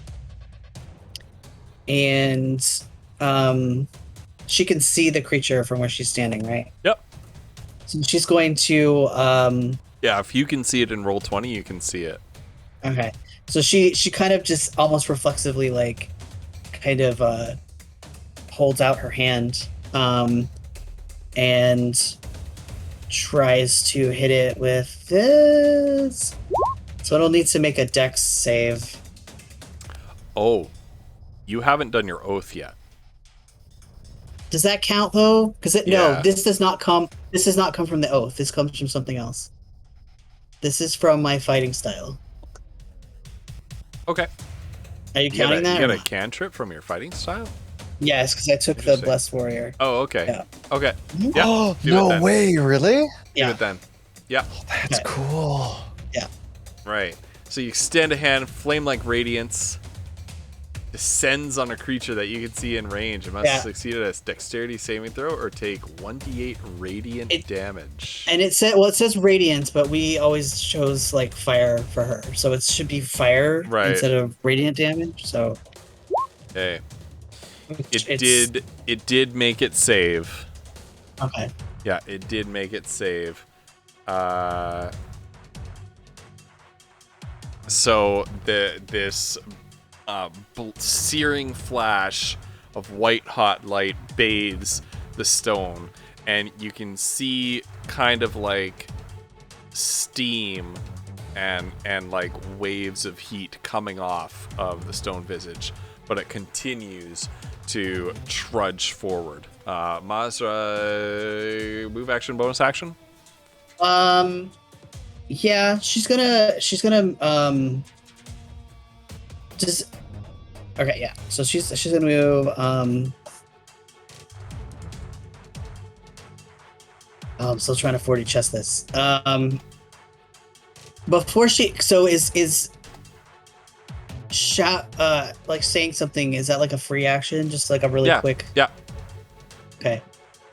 She's just gonna say, Kiona, stay back there. I don't think it can get through. And then go like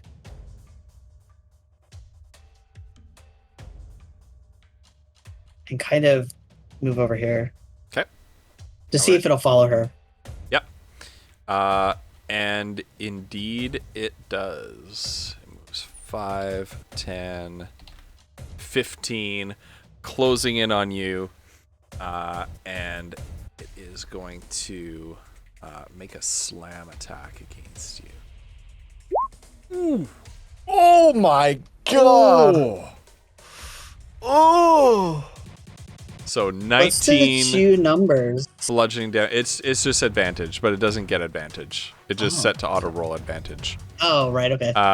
So it trudges after you, and it kind of reaches down with his fist and slams into you, catching you full in sort of between the shoulder blades as you're running away. 19 bludgeoning damage. I will take half of that. Okay, so use your reaction for the round to have that damage. And you round down for damage that you take as a player. So you take 9 damage. Okay. Iskander moves next, and he draws his curved scimitar, moving around Foodle. Careful, Mr. Shepin. 5, 10, 15, 20. Moves into a flanking position, and he is going to make an attack with his magic scimitar. Oh. He does indeed hit, dealing 9 slashing damage. Now this thing is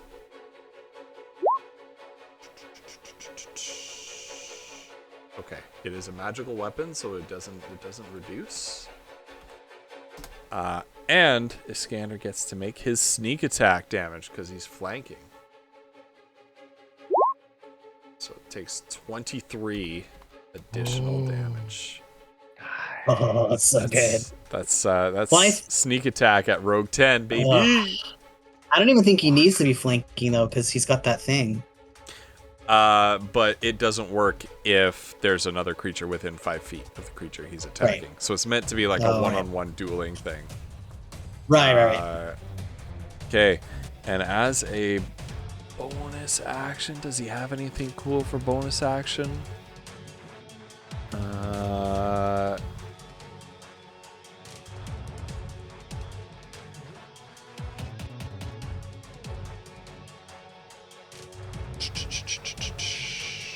What can you do for cunning action? Anything cool? Nah. Okay. Yeah, that's just gonna be it. Foodle, you're up. Kiona's on deck. Okay. Right. Kali, you're God. handling Kiona for this, right? Yeah. Okay. All right. Foodle is going to use his bonus action to focus in on this guy and cast Hunter's Mark. That's a spell slot. All right, and then he's going to rush up here, or rush down the stairs 5, 10, swing gimbal shot in, and take a shot at advantage. So that's a musket shot down. Oh, so close! Ooh. That's good damage, though. I'll Ooh, take that it. is good damage. Hunter's Mark as well. Oh my gosh! Wow. Okay. Okay. Okay. And then he's gonna use So crack Does it of the musket matter? goes off. The bullet hits it in the back. You can see huge chunks of stone flying off of it. Whose turn is it next? No, he shouldn't do Kiona's that. next, followed by Masra. Okay. All right. So he's gonna sort of spin gimbal shot around as it sort of reloads, and he's gonna fire again. At advantage. At advantage, right? Yeah, Yes. that hits. Oh, thank goodness. And so it's gonna take Hunter's Mark and Colossus Slayer. This is a magic weapon, right? Yeah. Yes. Oh yeah, there's the Hunter's Mark damage. And then I think he's going to action surge. He's gonna go all out. Oh wait, is that a good idea? No, he's gonna chill. Kiona's up. Jeez, Okay. calm down. All right. He's going to move there, and that's his turn. Okay. Kiona's up. Maz's on deck. All right. So Kiona's gonna go so she can get a good line of sight on this guy. She's gonna scoot over here, and she is going to.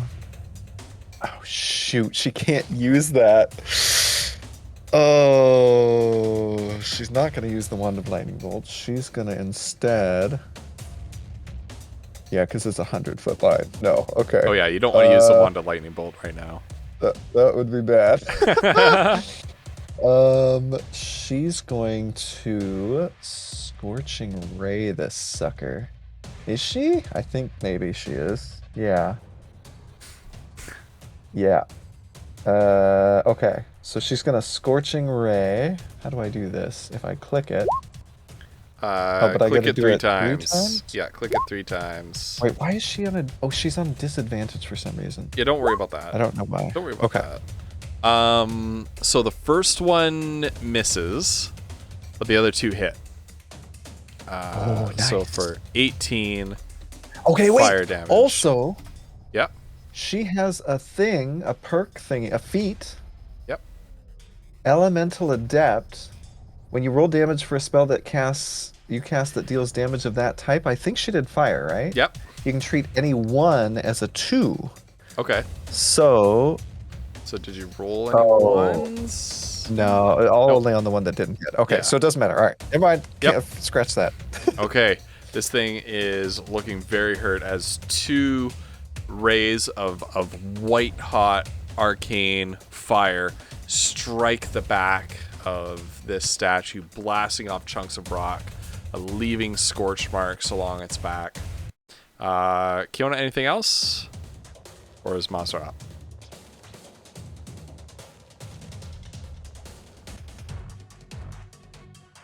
Kali? That's you. Oh I'm like, Flutter, are you okay? Yeah, that's her turn. Okay. Yeah. The only other thing is you need to roll a d20 for your wild magic surge. Oh shoot! Right, because I'm. Oh my goodness! All right. Oh wait, hold on. That didn't actually go into the thing. 11. Okay. Mazra. And Kyoto's like, that's what you get, attacking my friends. Yes. she's gonna use Nightingale, as she seems to favor that one on her dominant hand. To take a swipe at this guy. Yeah, get him. Oh, thank goodness for that. Oh, jeez. Oh. Oh wait, Ghost. Before you say anything, Yeah. Kiona, watching Mazra, sort of seeing her behind this thing, she's gonna use her reaction. Okay. To use one of these things, and I can't remember which one. She's gonna spend 2 sorcery points. So Mazra, go ahead and roll a d4 to add to your hit Can chance there. she do that on a reaction? Yes. Okay. Tides of Chaos. Oh wait, no. Ben Luck, baby. That's the Yeah, one. perfect. Okay, roll a d4. Oh my god, no. Guess what? That is just enough. I didn't even get to it was roll my worth it. sneak attack. It's good though. Okay. All right. Totally worth Okay, it. so Kyona's that's like, 8 "No, damage. you got this, Mazra. All I right. don't know. Anything else, Mazra? Is it So dead? you Is it hit dead? it with Nightingale. No, it is still up. Oh yeah, no, I have to roll my sneak attack. Yeah, then I was do gonna say, it. Then do it. come on, mad lad. All right. All right. How do you want to do Better, this? though. Oh, good. Okay. A big stone thing, I guess. I don't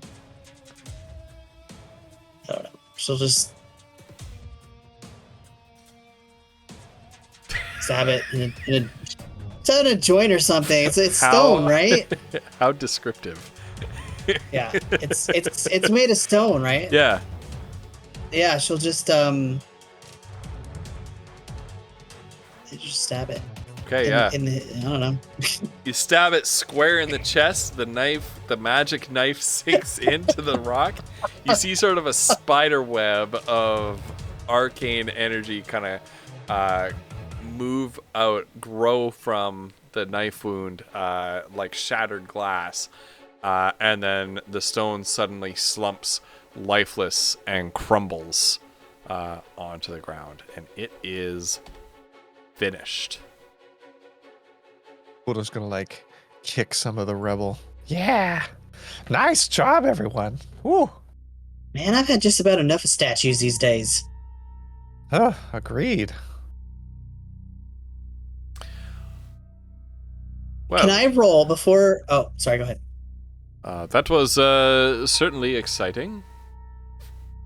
Yeah. I'll be honest, I was not I kind of thought we were done with statues, but oh, Oh, it appears not. apparently not. Yeah. Sorry about destroying this. We didn't really have a choice though. Well, it did attack us, didn't it? Yeah. Yeah, did you guys hear a sound of stone from out here as well, I think? Wait, What? before we leave, can I roll just like a d20 to see if Mazra gets like a feeling to go back and look in that room again? No. Ah, Unless damn. you have some sort of ability or feat that lets you do something like that. No. Here's take a your, question, take your Ghost. one. Take your one. It was a crit No! fail. Take your one. Okay. Here's Okay. a question, Ghost. Yeah. Can Kiona? Because it occurs to me the only reason I ask is obviously she trusts Mazra, but also she's like really into exploring every nook and cranny of all these places that we go into. Like, Yeah. just because Mazra went in there and didn't see anything that jumped out at her, Kiona, I don't know, but Flutter might still want Kiona to go in to see if there's anything like magical or like, Yeah. I don't know. Kiona can go in. You can make an investigation check with Kiona. Okay, I'm sure Kiona's it's gonna be amazing. Investigation. Here we go. Oh, that's not bad. Amid the broken pots and little lockboxes of keepsakes, Kiona opens up one small box, and she finds a gem inside. Wait, Kiona, what are you doing? It's a sparkling, slightly cloudy red gem. Kiona will take that gem. If I know anything about Kiona, she will take that sparkly, slightly cloudy. Okay. Slightly cloudy. Red gem. Okay.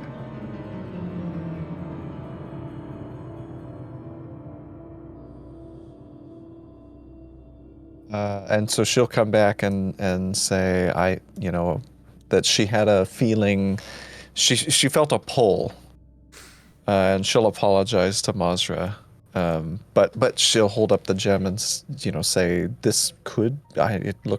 it's very beautiful. We should maybe see what it is later. That is a beautiful gem. It could come in handy. Kiona, I'm torn. I think that's amazing, but I think it's amazing too. I can't believe that you found that and Mazra missed it. Look, everybody has bad days. Don't push your luck. True. Okay. Whoa!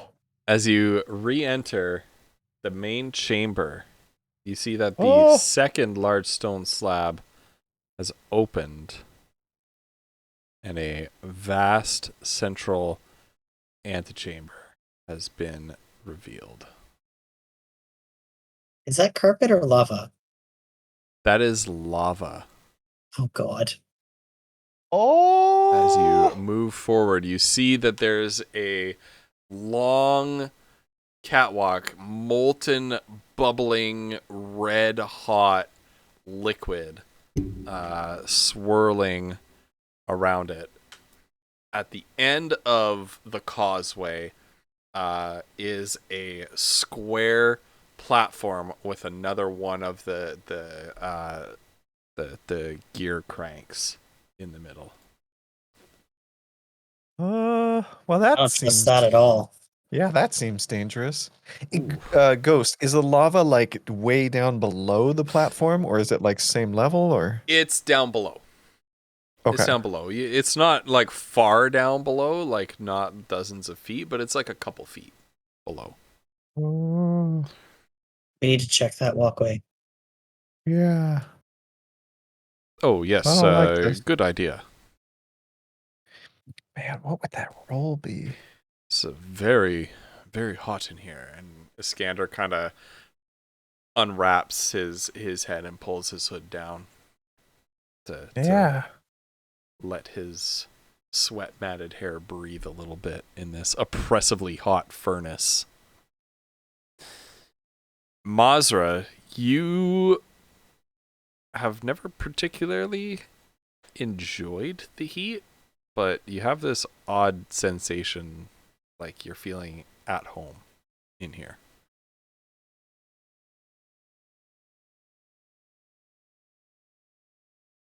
All right. Are we rolling investigations? Is that you? No, that's Kiona. Oh yeah, that was her, but that was for the room. Yep. Yep. I don't know. We should probably check Right. this. Mazra, it seems safe in the platform.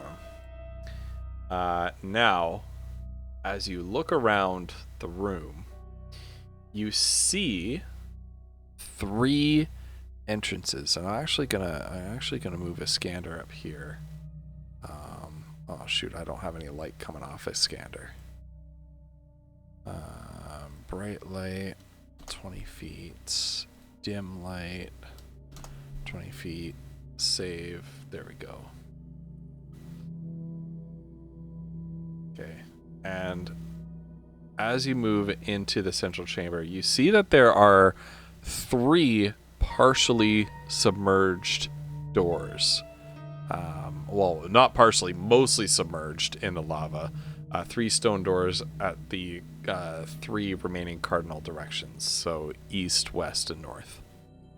Hmm. Yeah, I think those are doors. Oh, all right, Kiona. I think we'll need you on this one.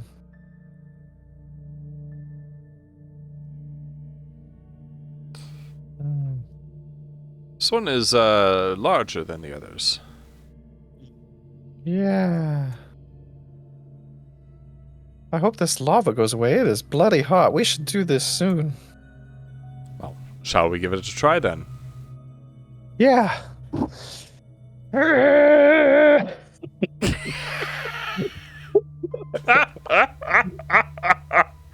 I'm sorry. All right. And as you... Putting this back into it. All right, as you turn the crank, you hear a grinding sound muffled by feet of lava below as something opens up, and you see the level of the molten white hot rock start to slowly lower. Let's see if I can do this right. Cross your fingers that this doesn't ruin the whole thing. Oh, thank God. Okay. And before long, you can see one level, an additional level of ground below you, clear out. Actually, Oh, whoa. chat. No way. That's so cool. Yeah, this is pretty neat. What?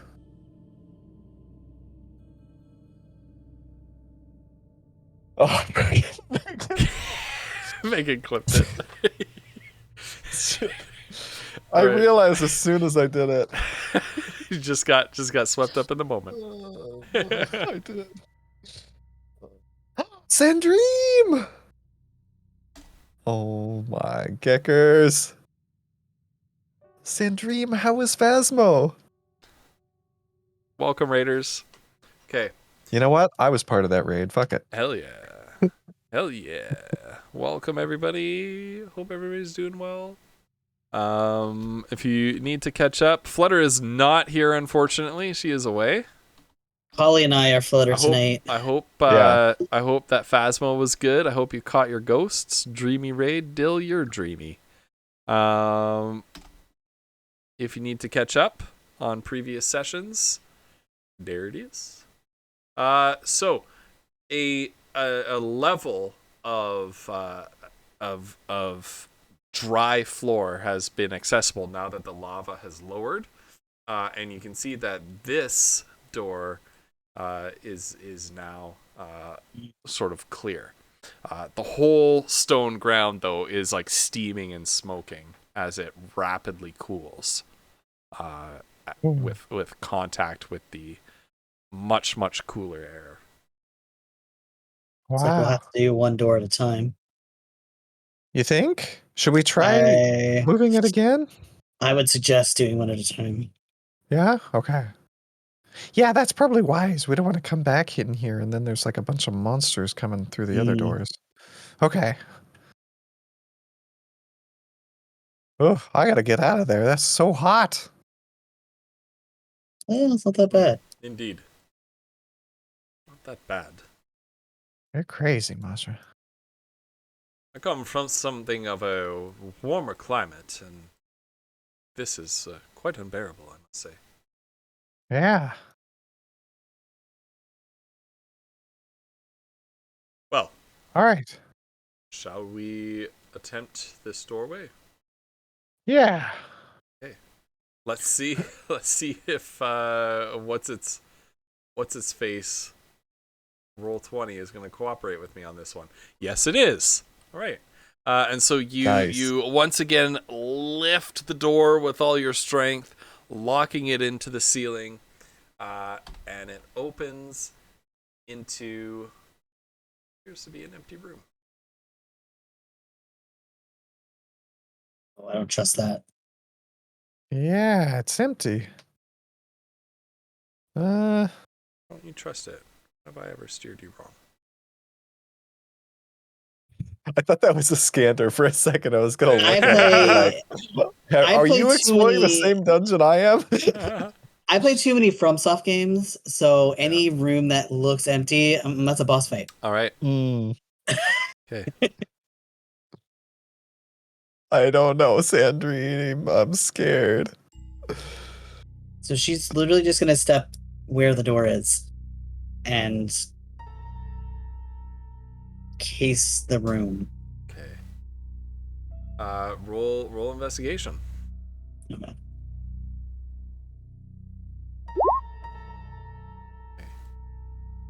Suddenly, you hear boss music. No, I'm just kidding. Nope, you don't notice any kind of pressure plates, suspicious holes in the walls.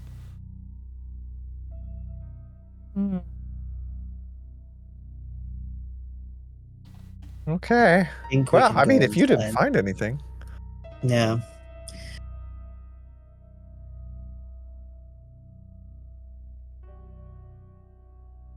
I guess I'll check the stairs. Or did he just check the whole, or did she just check the whole room? Yeah, Yep. she just kind of did a general. Okay. Yeah. Okay. Yep, and there's another stone door here at the northern end. All right, let's try it. Okay. Are you serious, Ghost? Right. And all at once, you lift this door. Roll 20, please. Okay. Opening it up to another sort of long room. Trying to grab the. There we go. I'm gonna grab the view for chat. This long room, running south to north, with a channel of molten, red hot liquid running up the center of it.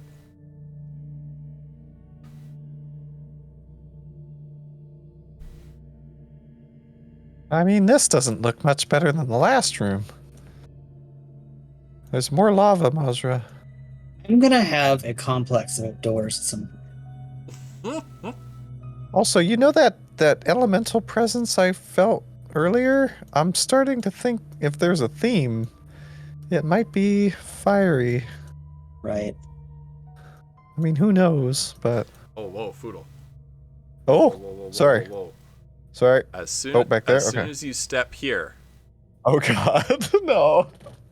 Not again. Poodle's definitely gonna blades, die. scything blades whip out from the walls. Not only whipping out from this wall where you are, but also whipping out from the walls here, here, here, here, Frick. and here.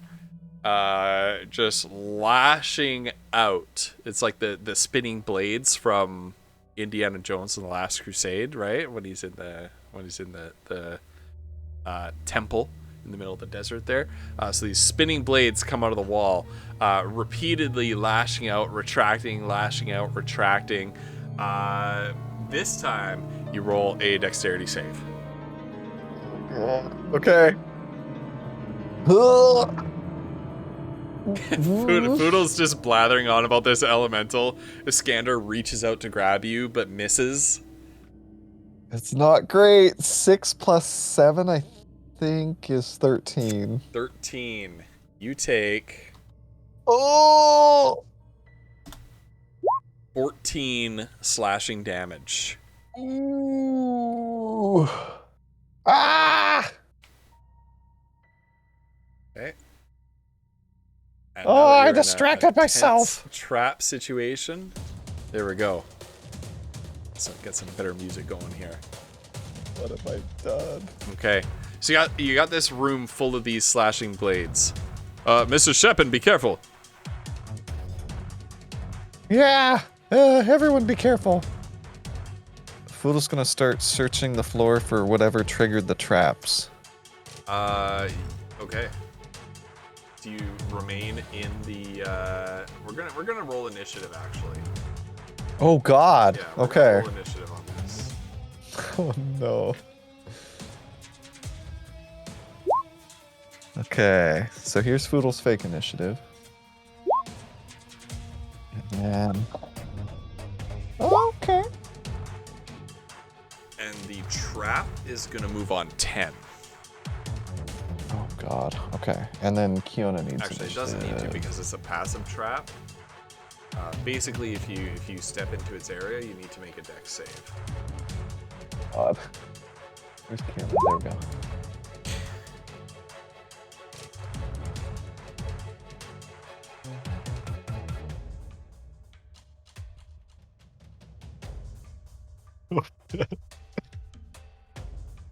All right. Is that everybody's roll? Yeah. Okay. Iskander moves first. He is going to. He's going to actually do the same. He gets the same idea as you, Foodle. Quick investigation of the room to see if he can. I don't see any mechanism to stop it. Yeah. The only way to go may be forward. And he indicates the some passages shooting off of the main room here, past the final set of spinning blades. And I need to make sure I'm understanding this right. Okay. And Iskander does kind of a dive roll through the blades here. And he is going to make a dexterity save. Not meant to be taken at advantage. Not at advantage. But because he has evasion, he only takes half damage. So we'll roll 46, and he takes 8. As one of the spinning blades cuts him across the arm in the hero spot. He's able to move. This is 10, 15, 20. He's going to 25, 30, and he's going to risk another one as another spinning blade shoots out from this wall to attack him. Oh. So let's see. Oh. Oh no. That one too. Oh my goodness. Bad rolls. Oh. These are not. These rolls are not outside of realm of success. But a 12 and an 11 are not gonna cut it. Okay, Foodle, you're up. Followed by Kiona, then Mazra. Okay, Foodle's gonna see Iskander getting hit, and so he's gonna try a different way. So he's gonna go 5. Well, actually, okay, so he's gonna use this bonus action to heal up with Second Wind. So some shimmering leaves sort of come out of the bracers and start closing up some of his wounds. You'd think I'd know this by now. I think it's a D10 plus fighter level. Okay. What's a D10 look like? Oh, it's this thing. 6 plus 5. Okay. So 11. Okay. And so some of his wounds sort of close up as he's running. So that was 5, 10, 15, 20, 25. So you pass through right about here. Another blade Oh, God. shoots out of the wall. Oh, So okay. roll a dexterity save. All right, come on. He's got a +7. No, 14.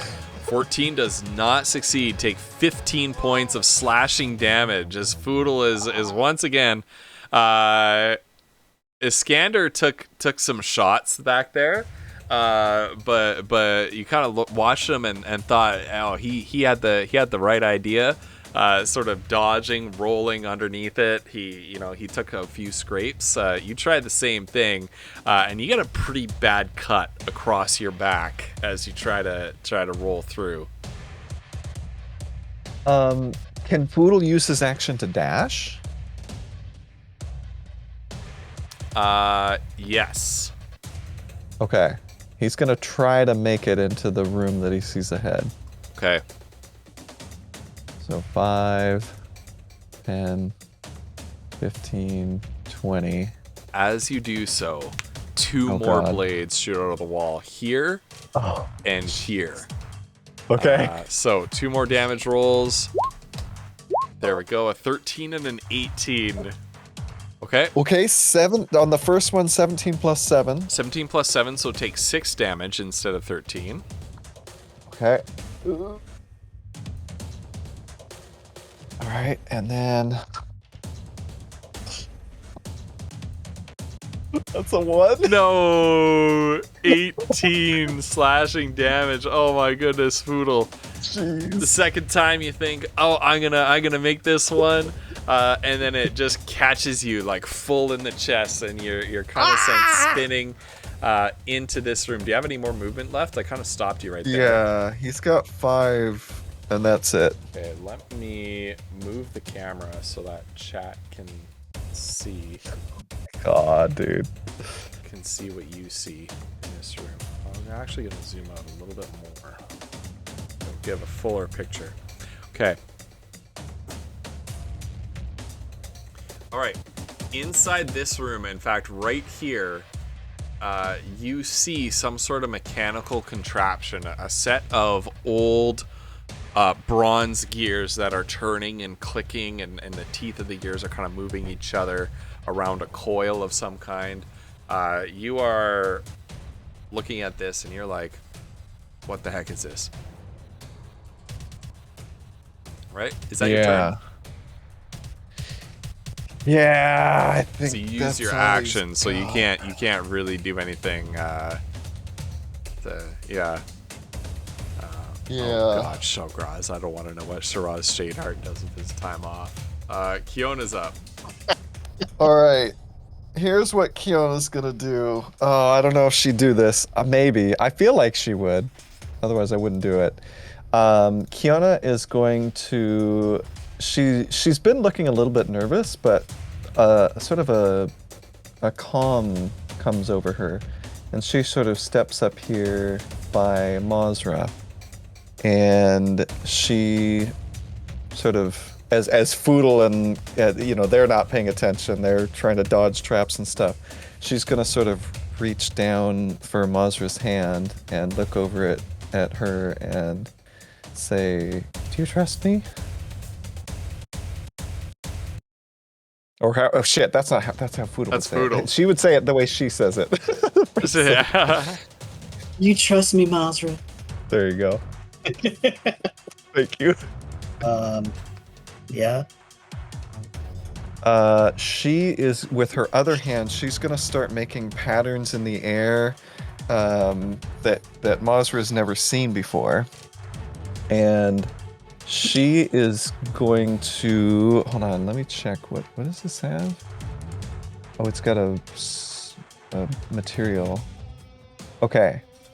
She's going to throw a cocoon, sort of with part of these motions, like out into the lava, and she's going to turn into a giant owl, and she's going to like sort of make a hooting noise, whoo whoo, and sort of sidle down so Mazra can like jump up on her, and she's going to save her. She's going to bank a movement action with her action or whatever, however you do that. Once Mazra climbs up on top of her. You gonna tell Flutter that the first time she says polymorph, use it to get Mazra to climb on top of her? Oh yeah, I think this is why I think she would do it. I feel terrible that, but like, It's amazing. Fiona can't take the damage that Foodle did, and Right. yeah. Okay. Yeah, she'll do that. Okay. There you go. All right. Now I Yep. don't know the stats of a giant owl. I think Let me look I think that a up really giant quick. owl could probably convey Mazra. Could probably carry one person. Right. Giant owl. So whatever their movement is, I mean, obviously she can't dash. Because she's like using her reaction for her move or whatever. Looks like a fly speed of 60 feet. Okay, that's not bad. Holy crap. Yep. Wow. Speed of 60 feet. Yep. Holy. Okay. So Kiona's gonna take off with Mazra, and she's gonna fly, sort of, kind of trying her best to avoid these traps and sort of. Well, actually, she's gonna swoosh into this door because it's like actually open. Okay. How far is 60 feet? I didn't actually measure it. That's enough. That's enough. Yeah. Yeah, you got room. And she'll sort of like bring her wings in for the landing to make it through the door. And Mazra comes in with her. Yep. Okay.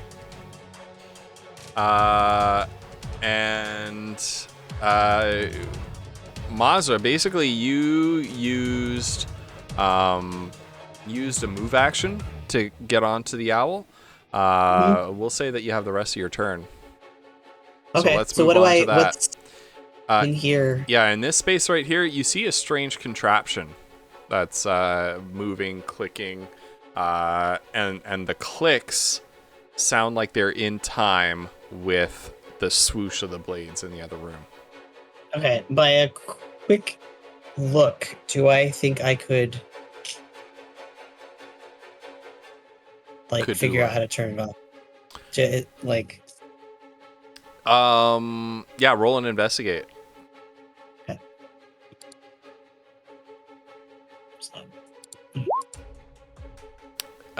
You're not sure that you could turn it off, but you think with your Tinker's tools you could probably disable it. Okay. All right. So do I need to wait again? Because that's kind of like since I investigated. Nope. Okay. No, you can make the attempt now if you want. So it'll be a Okay. Tinker Tools roll. So I have intelligence on that one. Is that okay? Yep. Okay. Hopefully this works. Wow. Ooh, Crappy rolls. Yeah, Crappy rolls tonight. Yeah, it's well made. And so you kind of reach in and you think that, yeah, sure, jamming this screwdriver into the gears will be enough to stop it. But this is a contraption that is supremely well made. It just snaps the tool that you jammed in there to try to stop it. Iskander goes next, and this is how the party will pay for it. Iskander continues to rush through, and he is going to have to make a. So you might lose a bit more party HP on this one. Shit. But he I forgot. succeeds. He succeeds Oh, on thank his God. save, and he nimbly rolls out of the way as the spinning blade slices through the wall right behind him. Foodle, you are up. What the hell? What kind of healing does Foodle have? Yikes, dude. He is looking real bad. So Foodle's going to.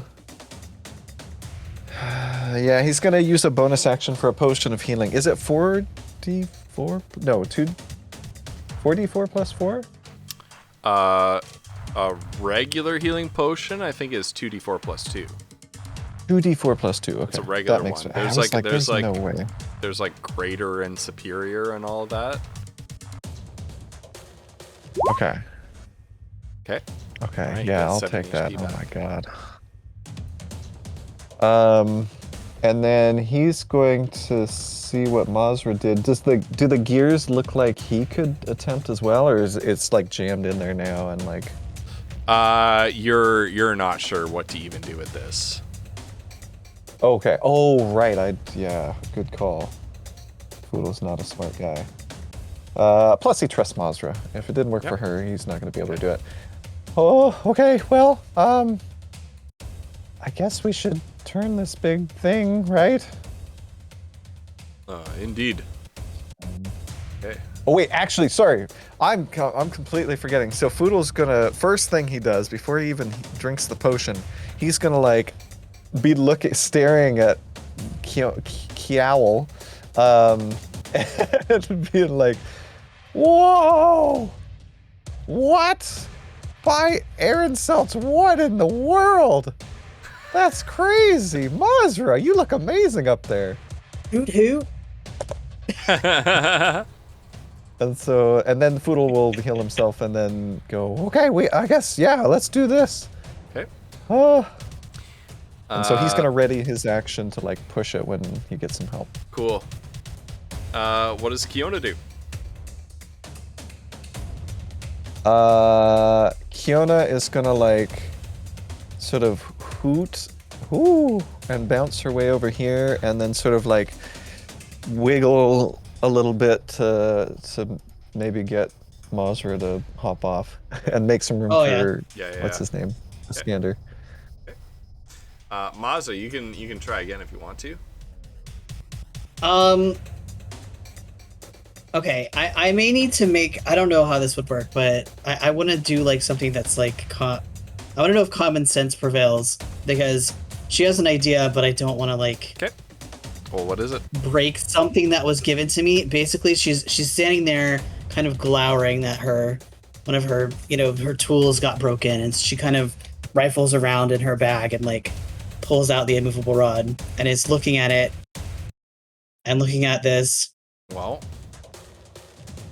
I mean, you can always give it a try. I know. I just don't want to destroy a magic item. Yeah. Does my mechanical mind? You're fairly confident. You have a good deal of confidence in this idea. Okay, so she will attempt to basically jam the gears with that. Okay. All right. I'm gonna let you make a Tinker's Tools roll at advantage with this. Oh my god. Just the thing about where can you put this immovable rod? Where can you? What crevice you can jam this rod into to deal the most damage?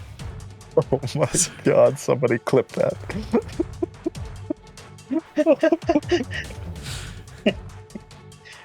I want to clip that, but then append your little to the end of it. Oh no! Oh my goodness. That's genius. We need that blurb. God. We need that blurb. Oh no. Oh my gosh. Wow. Either of those rolls would do it. Jeez. Either of those rolls would do it. Okay. And so you jam the immovable rod down into the gears. You press the button on the end. The whole thing just goes vroom, and becomes like stuck in reality. And the gears bang up against it. They groan. You hear an awful screech of metal. You smell like this pungent aroma of metal rubbing against metal so much that it's like oxidizing and beginning to burn. And then you hear the spinning blades back in the hallway groan to a stop. The trap has been disabled.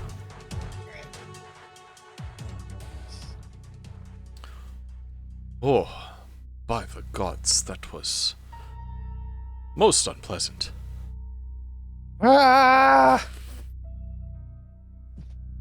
Yeah. Poodle's cut up Mr. Seppin, you look quite badly hurt. Yeah. I was trying to do what you were doing, but it was not working for me. Oh, you're spry for a librarian guy. Well, I try to keep in the field as much as I can. It shows. Ooh. says Kiona. Kiowl. Yes, I think you're right, Miss Neely. Perhaps we should turn this.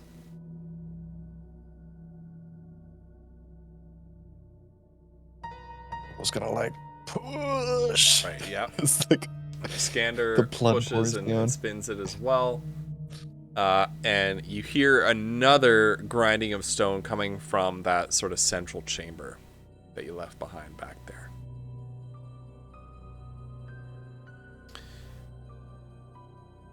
Well, Are we out of initiative order? you are. Okay. Boodle's going to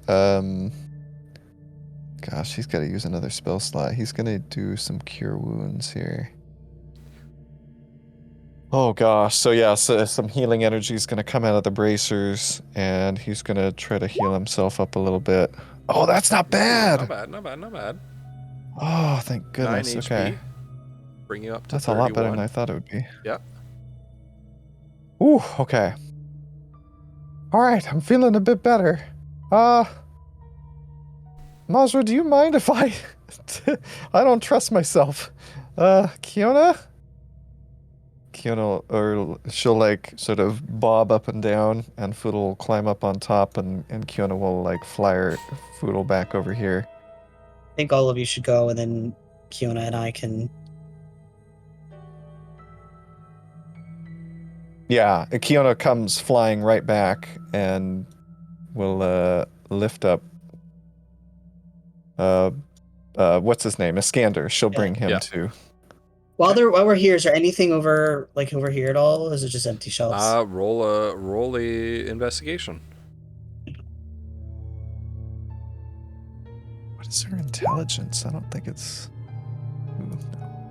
Ooh. Oh, nice. Mazra, they're mostly empty shelves, but you see right here, leaning up against the wall, is a old sledgehammer. Looks like a workman's sledgehammer. Thank you, chat. Okay. Well, This sledgehammer brought to you by Sandream. Sandream, thank you. You see there's like a little stamp. The metal is stamped on the side with Sandream's hardware. Nice. Oh, that's amazing. The sand sledge. All right. The owl will kind of like bounce from foot to foot. Okay, so actually what she's going to do for now, just so that Kiona doesn't have to carry it, she's going to put whoever's carrying the bag of holding, she's going to slip it in there just for now so that... Well, the bag of holding has been like subsumed. Oh, is it? Okay. Yeah. Okay, well, that's fine then. So she'll get the sledgehammer and then pull out the rod. Okay. When you do so, the trap mechanism doesn't restart. Oh, thank goodness for that. You've actually broken it. Yes. All right. All right, so Kiowl, if Mazra jumps back on, she'll fly them both back over to the chamber over here where Foodle and... Wait, okay, don't... I almost put her in the lava. There we go. Okay. And so she'll like land over here. And when you arrive back in the central chamber, you find that the lava has once again drained out. If I can get this right. Boom. Oh, snap. Okay. So another level of lava has drained out once you cranked that other crank, leaving this door to the east open to you. Oh, okay. We don't have to keep doing the big one. Nice. Let's be a little more careful this time. Yeah, I'm going to let you go first, Mazra. I keep missing stuff. Okay. She'll head over this way.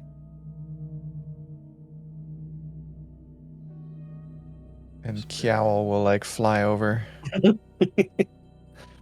Ooh, ooh.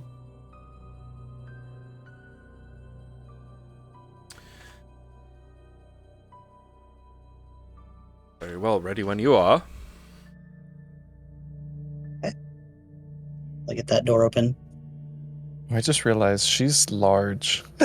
Kyona's a large creature now. Ah! She's like hopping around back here. Here, let me like embiggen her just for now. Yes. There we go. Oh my amazing. god! But Yeah, she's there an we owl. go. But she's an owl.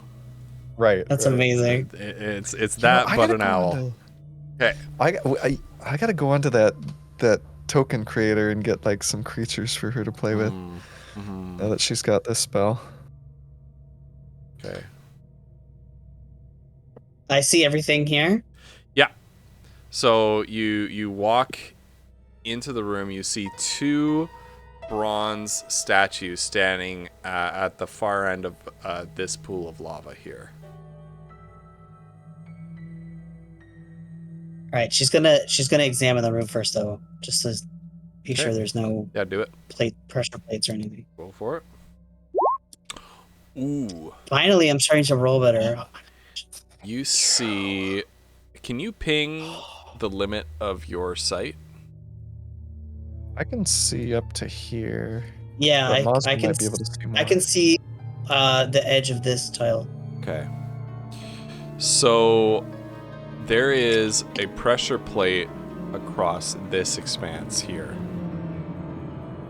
Okay, wait. So it is. So like right here. That's Okay. right.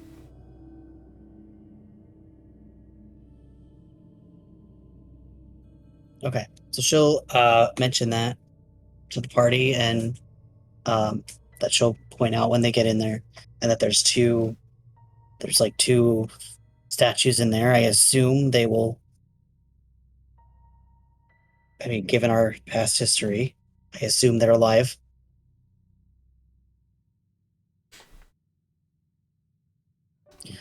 Nightbow.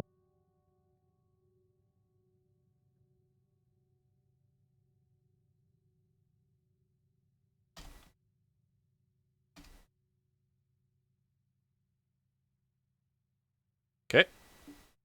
Good night, Bo.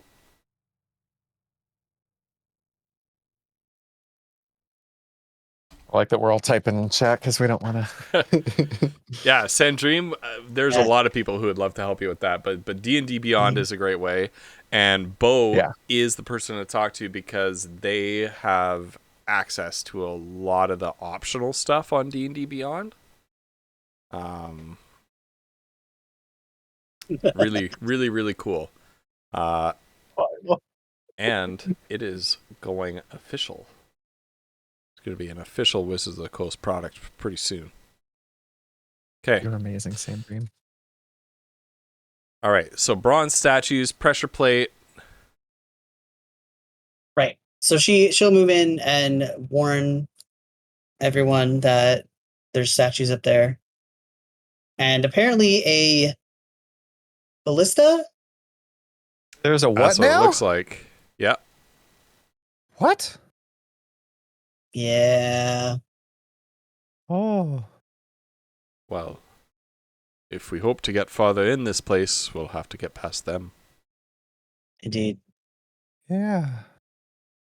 Am I missing where's the distance thing? It's the ruler below the magnifying glass. Oh, it closed okay. And she'll kind of gently eyeball it and say it looks like it's about 50 or 60 feet away from us. Okay. All right. So when she moves in, though, she's gonna try and. What happens if she Scander's just going. Okay. What else are you gonna do? She was gonna try to hold it like a stick out or something and see if it activated anything. Okay. Yeah. Nothing happens. Okay. All right then. So she'll move right here. Oh, on the wall. Okay. Monster, no! It's corporated. Bye. And Kiao will sort of hop up the steps and look in. Oh yeah, I see it.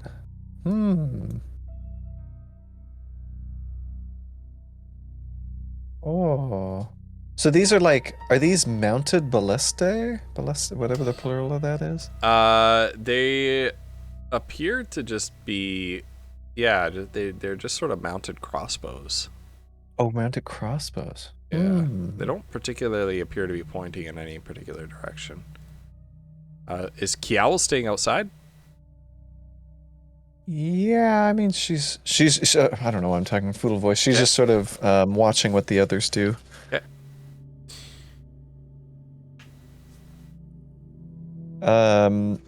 Foodle's gonna say, should I don't like the looks of these. Are these bronze statues you said, or? Yep.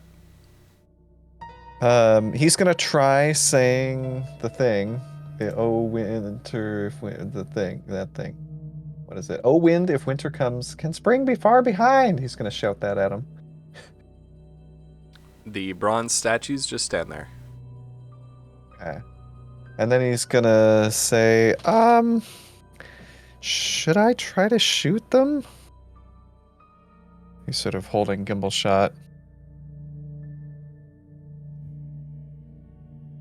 Azra? Kiaul just sort of hoots. Woohoo! Couldn't hurt. Just Okay. be careful, and she'll again just point out where those the pressure plates are, just so he knows for sure. Yeah. Yeah, and Kiaul sees that too. She's gonna like hop a little bit closer, and Foodle's gonna fire his musket. I think at the closest. Well, he's gonna transfer Hunter's Mark from the previous statue because it hasn't been an hour yet, and he's gonna stick it on this one here. And wait, hold on. I need to read this spell because I don't know if it can be on an object because he doesn't know if this is a creature. Hold on. A creature that you can see. No, okay, so you he doesn't you do can that. try it, and Okay, so he's I will gonna let you know try whether it. or not it works. Okay, and then he's gonna fire a gimbal shot at it. Okay.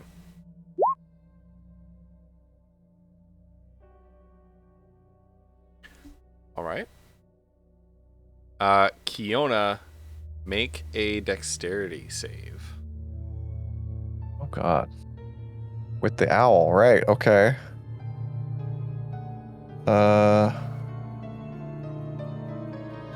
So D20 plus 2. It doesn't have any like save proficiency, so. Yeah, so it'll just be the dexterity bonus. Okay. Okay. There is a sudden grinding of stone as the shot rings out, and the door slams shut. Kiona just manages to make it inside before it slams shut. I'm just gonna move Foodle here. Oh yeah, that's perfect. And that you're lucky you rolled that high. He rolled that as the owl. He rolled that as Kiona the killed owl. by a door. Yes, yeah, that was. I don't think Kiona has that much dex. Oh, It was pretty much whether or not Kiona was gonna be able to make it inside or be trapped outside. Oh For God, this that would have combat. been so And by the way, bad. when the shot rings out, the musket bullet hits one of the statues and it recoils back, and it looks like it's almost about to fall back, but one of its legs steps back to catch itself. The transference of Hunter's Mark worked as the two bronze statues come to life, and the crossbows turn to face you at the same time as the door slammed shut. Everybody, please roll initiative. Yeah, I was checking that. In fact, I can just link it for everybody. Everyone should be able to go to that link. Yeah, the owl is actually somehow dumber than even Foodle, so. All right, so Kiaul, what's her initiative? Oh, just +2. So same as Kiona's, all right. Oh, damn. And then here's Foodle's fake initiative. Here's his real. Wow. And I'm going to be right That is a back nat in a one. second. Yeah, me too, That's actually. the one. Ah, Oh, shit.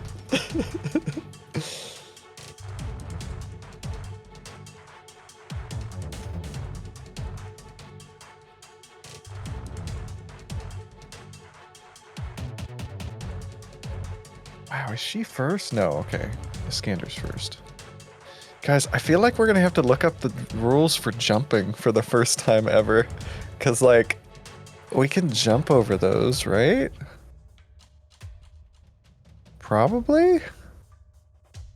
The pressure plates? Hold on.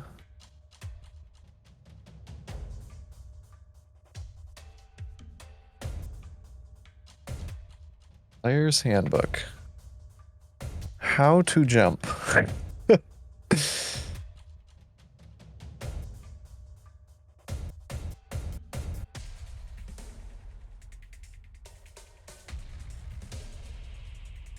Gosh, where would that even be?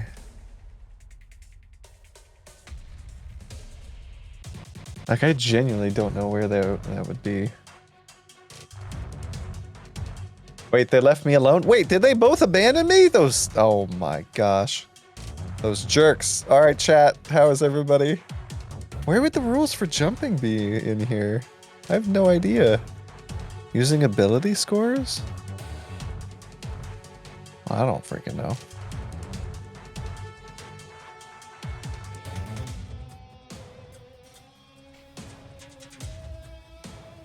God. It's like half your distance or something. No, I'm panicking, Sandream. Oh, I'm panicking. What are you panicking about? I gotta run an owl and Foodle now. How do you jump in this game, Ghost? Athletics check. Like, Athletics or Okay. acrobatics. Basically, any feat of physical athleticism will be covered by either athletics or acrobatics. Certain things will be one or the other. oh, so it's not like part of your movement or anything? Um, Or like it's probably both, I I guess. think it's part of your movement. Yeah. Long look at jump this. distance. Oh, thank you. Lenny has it. So, strength score times 3.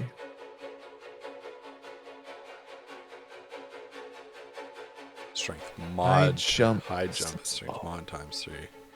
So what's 0 times 3? We cannot jump at all. You can't, It's well, grounded. that makes sense though. You're a gnome. Yeah. Okay, both are halved if you don't have an Okay. answer. Okay. Gotcha. If there are obstacles or difficult Shoot. terrain. Okay. I Thank don't you. have. That's really good to know.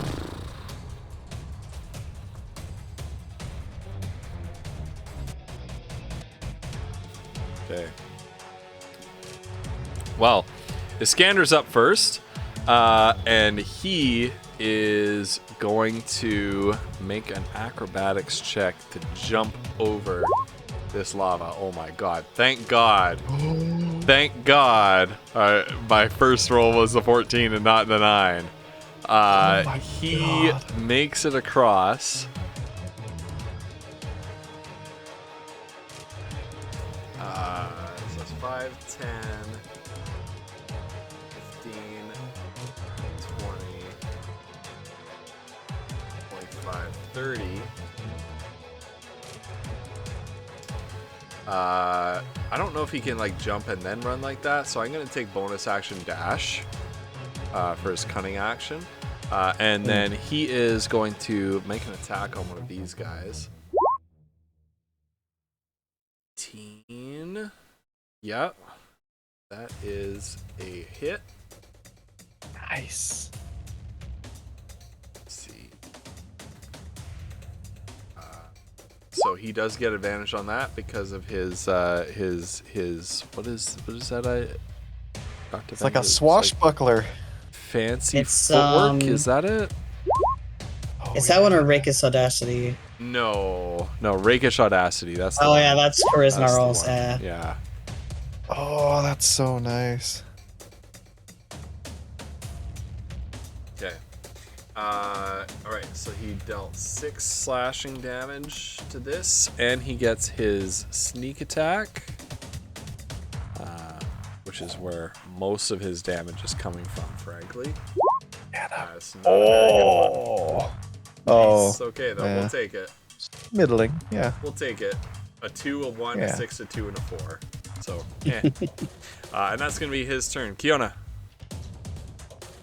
All right, Ghost, I have a question for you. Yeah. These are brass statues. Yep. Kiawl has an intelligence of 8 Mm-hmm. and a strength of 13 total. Yeah.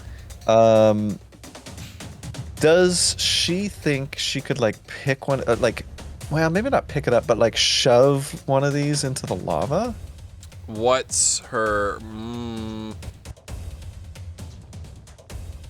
Yeah, I'm going to say no.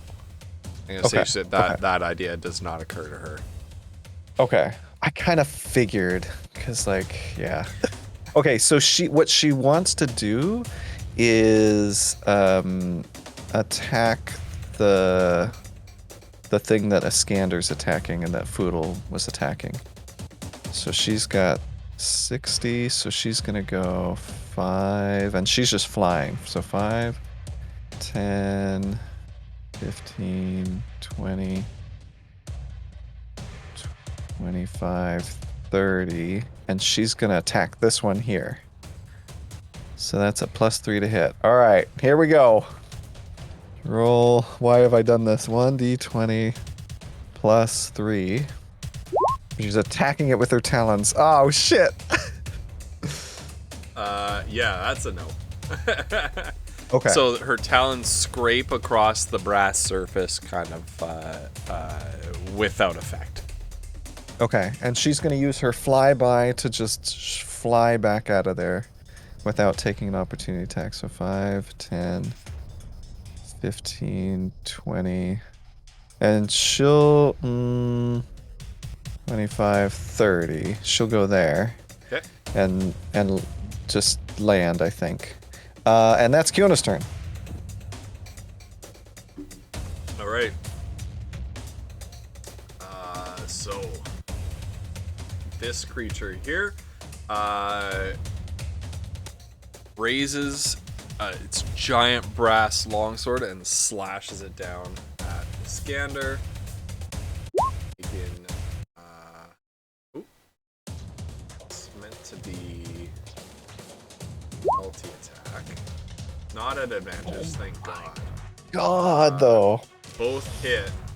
Now Iskander has that ability to reduce damage that's he good. takes. So he's gonna have the 10 damage. So he takes 7 plus 5 is 12 slashing damage from the 2 sword slashes. The other statue it is literally gonna walk into the lava and out the other side. Oh my god. 15, 20, 25, 30, and is going to attack Kiona twice with its sword. 12 and a 12. What is a giant owl's AC? 12. No. 21 Jeez. slashing damage. 21? How much health Yeah. does she have on this thing? Oh, so I just take the standard, right? Yep. We're not 3d10 rolling plus 3, D10s. yeah, 19. Okay. Yep. So 19. So suddenly she's not an owl anymore. Okay. And Kiona is going to take 2. Yeah. Okay. So I'm just gonna reduce her down, and we're gonna put her toe to toe with the statue. All right. The crossbows get their turn. Does it go before me? Does it have a higher dex than I do? We're gonna say yeah. It got the mechanical. We don't know. The first one is gonna take a shot at Mazra for 13. Nope. Okay, the second one is gonna take a shot at Foodle for 23. Oh, that'll hit. Gosh. Take 9 piercing damage.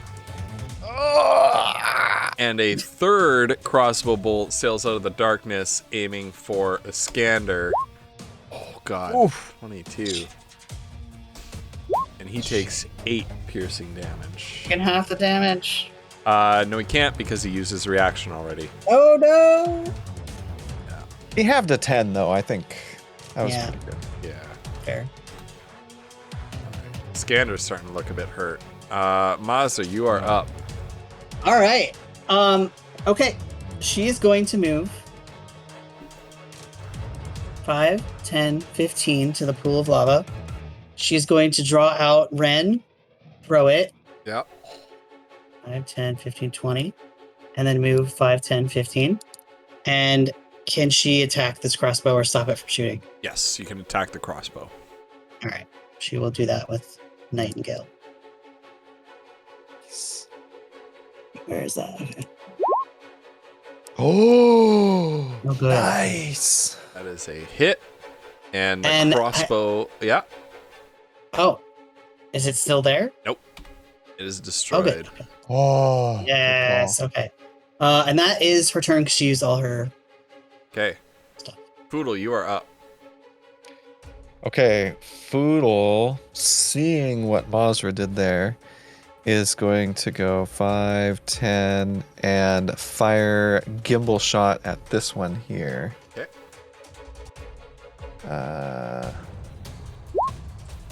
Oh, nice. Yeah. And the musket ball strikes the crossbow, shattering it into pieces.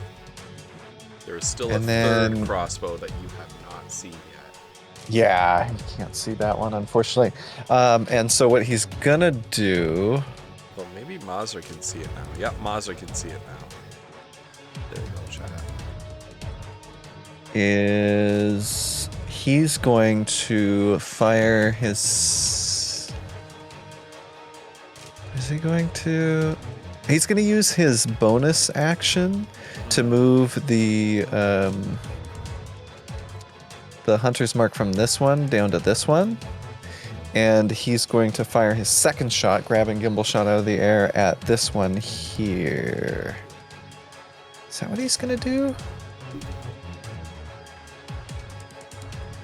Yeah. 5, 10, 15. He's gonna do that at advantage though. Okay. Okay, and he's gonna use a superiority die to try to trip this thing. So he's just gonna shoot it in the leg. See if he can knock it down. So it needs to make a strength saving throw. Okay. It rolled a 7. Nice. Okay, it's knocked prone. It is not prone. Yes. Sorry, I was grabbing the wrong. Oh, you're There fine. we go. Oh. There. All right, that one is knocked All right. down. And that is Foodle's turn. All right. Iskander is gonna dance around this guy so he's not within 5 feet of Mazza and he can get his advantage. I think that's how that one works. Worst comes to worst, It you is. set Mazza up for a fly. Right. He's gonna attack it with a scimitar. So Iskander, bit of a twinkle toes, light on his feet, kind of dances around, cuts this thing with a slash from his scimitar from behind. A 19 will hit. He deals 11 slashing damage, and his sneak attack adds a further 15 to that. Ghost. Yeah. I forgot to add because he had moved the hunter's mark. Can I do that really quick? You 'Cause move the I'm hunter's mark onto this one. a big goober. Yeah, the one that's prone. Okay. There we go. Thank you, Ghost. Yep. Right. And that is Iskander's turn. It is now Kiona's turn. All right, Kiona, she's got her rope dart of multiplication ready. She's gonna snap it at this guy at advantage. Boop. Oh, nice. All right. That is going to hit. Deals 9 piercing damage.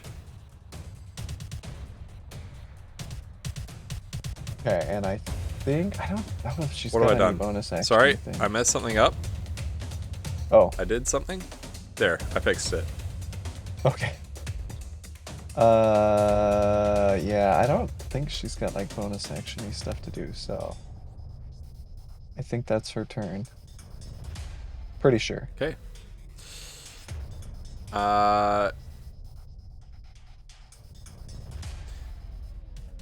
This statue up here turns to track Iskander as he kind of rains blows on it, denting the armor, cutting the armor, but the brass statue still moves as if uninhibited by any sort of pain or anything like that. And he returns Iskander's attacks with 2 slashes of its own. What is his armor class? Oh God. Oh no, his armor class is 17. Shoot. That is 10 Oh. more slashing damage. Oof. Can he like use his reaction on any of those? He can. There you go. The other statue stands back up, turns around to face Foodle, towering over him. This glowing from the inside of this brass armor with an inner fiery light matching the lava, and it slashes with the longsword twice. Oh. One of them dealing a crit. The other one, I think. Oh, misses. wait. Okay. Hold on. Anna's gonna do something. Is she? Maybe. I don't remember her abilities. Hold on.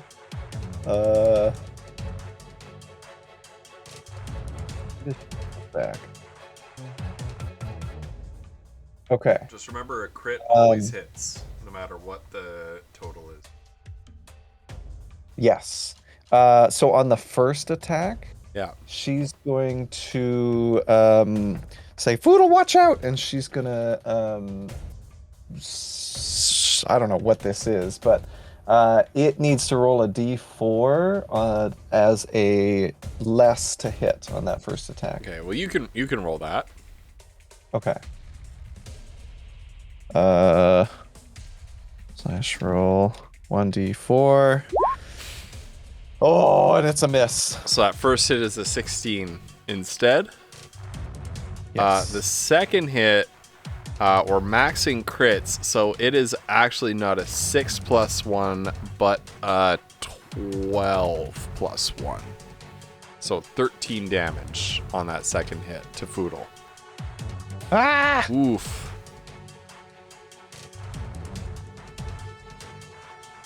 All right. One of the crossbows. You hear the twang of a crossbow string in the darkness to the north, and a crossbow bolt embeds itself in the wall right here beside Mazra. Your turn, Mazra. Okay, she's like, ah! And so she'll go here and wait. I need to double check. Oh wait, I think that's fine. Okay, sorry. I had a moment there.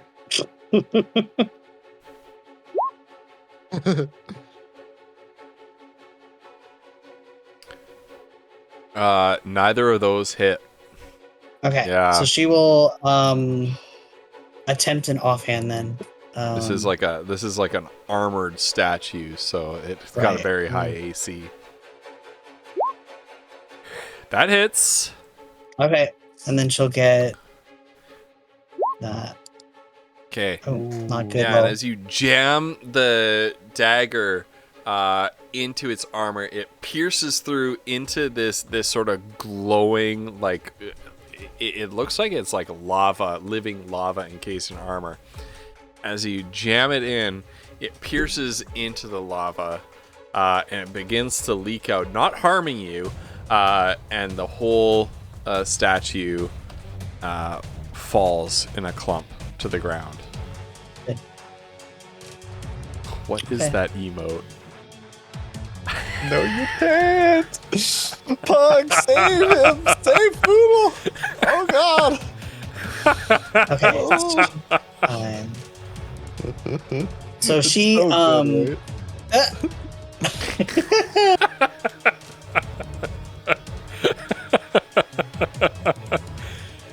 All right. she's gonna move. She moved 5. And I have to not look at that emote while I take a drink. It's All making right. me laugh so much. all right, that's me. Just imagining Pug yelling, "No, you can't." No.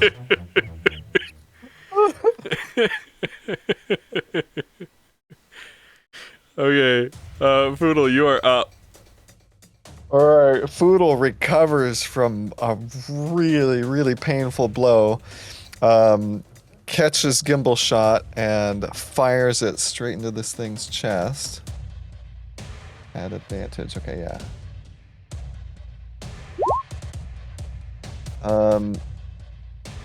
And he is going to. Oh yeah, does that hit the 16? It does not. That's bad. Shoot. I should have used a accuracy one. Okay. Well, he's going to curse, and he's gonna fire again after Gimbal Shot reloads. Where's Gimbal Shot? Here we go. Okay, that's better. And Hunter's Mark and Colossus Slayer. And he's gonna try to trip it again with a superiority die. How much damage is that in total? I don't know, but these damage rolls are 14 plus 4, 18, I think. 18. Okay, this thing is starting to look pretty dented up, pretty beat up. Okay. And that is... Oh, it needs to make a strength saving throw. Okay. Save strength. 21. Okay. It's fine. Okay. It manages to stay upright. And that is Foodle's turn. Okay. Iskander is up, and as I look at this,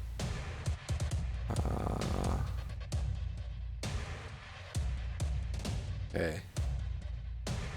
5, 10, 15, 20, 25. Now, Iskander is in such a rush that he fails to... Well, does he? What is his passive perception? He indeed does fail to notice. No. Because he's in the heat of combat, so he can't take any time to do investigation rolls. He fails to notice a pressure plate right here. Another one running across the gap right here. Oh, no. And spears shoot up from the floor. That is going to hit him. Oh! Yikes! For 14 piercing damage. Half the damage. Yeah, Halved. can he use his reaction? Oh, thank God. Thank you. Oh, Or can he use evasion on that? oh yeah. No, that's because his it's an reaction. attack roll. So evasion is only when he needs to right. roll a dexterity save. Right. Spears come up from the floor. A country boy make do. So it hits him. He's gonna bonus action dash, get up here, make an attack with his scimitar. That hits. Oh, nice. That's not enough damage to destroy it, but he gets his sneak attack, and that is enough to destroy it. Thank God. All right. Kiona is up. What is Kiona doing? Can she cast a spell at point blank? How rough is this thing looking? Is it starting to fall apart a little bit? Or a lot of bit? It's starting to look pretty rough. I just don't know if the rope dart's gonna do it. And Foodle cannot take another hit. What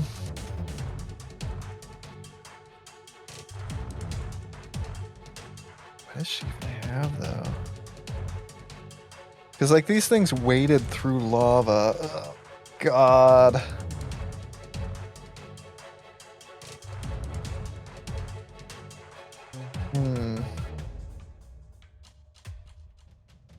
What are her spells? What do these spells do?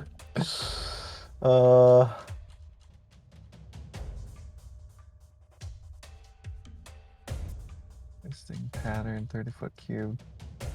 Each creature in the area.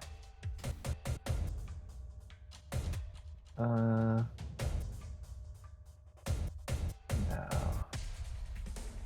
I don't know. I think her best move is probably the rope dart. Oh God. Okay, yeah, she's gonna try the rope dart again on this guy.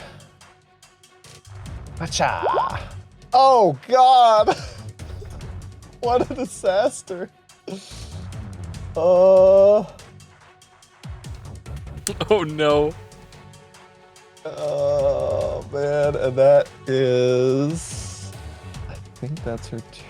I don't think she can really do anything. Yeah. Yeah, that's all she got. Yeah. Okay. So she whips the rope dart of multiplication at the brass statue, and it just kind of tinks off of its chest, off of its back because it's facing Foodle. Yeah. And it slowly turns and regards her with a burning red light through the what would be sort of the face opening in its helmet. And it makes 2 longsword attacks against Kiona this time. One is an 11, one is a 20. Ooh, okay, the first one misses. And the second one is gonna hit. Second one's gonna hit for 9 slashing damage. Ooh.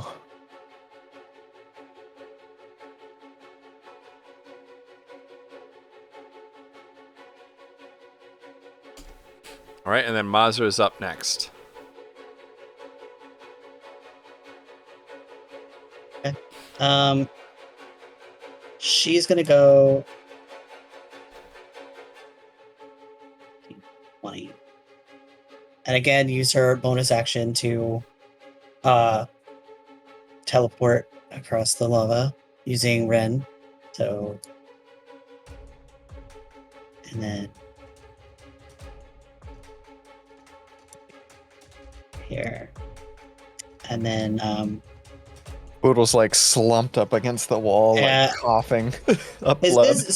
this position? I know it's not flanking, but It's is this not, thing at, I don't think you're gonna get advantage on this roll unless Yeah, you it's get fine. advantage from having an ally within 5 feet. But I don't think so. I think that just allows sneak attack, doesn't it? it does? Well, does that still apply? Yeah, it does because it's Yeah. an additional way. Yeah. So I just want to make sure that because I think they said that regular speciality doesn't cancel out the original way the sneak attack works. No. Yeah, No. it doesn't. Okay. No, it doesn't Okay. cancel it out. I It's just remember- it's Okay. an additional way that it works. Right. Okay. Yeah, I remember Bo and Megan being face palming us a little bit, I think. 25 hits. Oh, thank Aaron Seltz. Oh my god. Yeah, Oh. That may so have you done twice. jam the dagger in. Oh, there we go. Oh, crappy roll. That's Guess what? It's enough. How do you want to do this? Oh, there it is. Yeah, I think because I think she noticed that last time it kind of leaked out stuff, and she just kind of does that same thing and tries to just kind of like make enough of a gap that it just kind of oozes out. Okay, excellent. Oh, okay, you saved me. You saved Foodle's life. All right. Can't leave her. Yeah, and the statue, the brass statue, just crumbles to the floor. As does Foodle. All right, and the room is clear. You spot a set of stairs to the north and another one of those stone doors. Right up here. I don't know if I can go on. Oh, I'm feeling a little bit tender myself. Step around this way, please. Right. Well, there's still Chill. this one too. Yeah.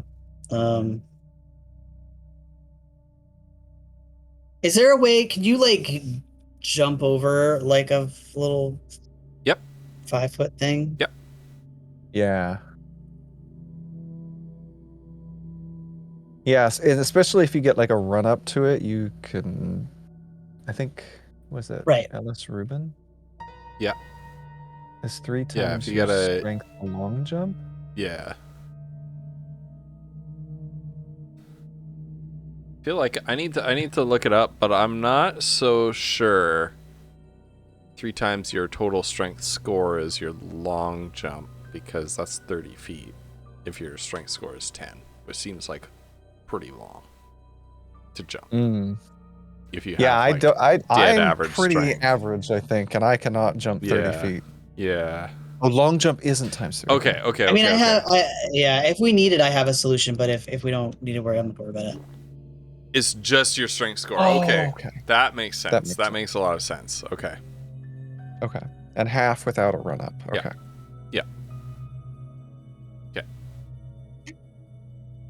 Yeah. So Foodle just looks at Kiona and says, I need a rest. I think you could hop over it without worrying too much. Okay, we're gonna join Iskander. Yeah, we should all be together. Okay, Foodle's gonna like hold up his hand to Mazra to help him Yeah, she'll pull help him. himself up. Okay, and he pulls himself up. All right, we got this. Foodle like Foodle's Yoda gonna, like- backpacks on Mazra's back. Give me a I mean, backpack while you're running. Yeah. Foodle is small, isn't he? Yeah, he's small. Technically, he could like hop up on your back. Yeah. No, I mean he can run and jump if you want. Whatever Yeah. you think, Mazra. Yeah. Whatever, Well- she'll help him. Like, Okay. All right. not the first time she's carried him that way. That's true. The Foodle's like holding on. Yeah. Kiona. What's Kiona doing? I mean, she does have a lot of first levels. Oh, Misty Step's a second. Okay, maybe not. All right, Kiona's gonna try a running jump. So she's gonna come over here and then like do a run up and jump There you over. go. Okay. And then like come up this way.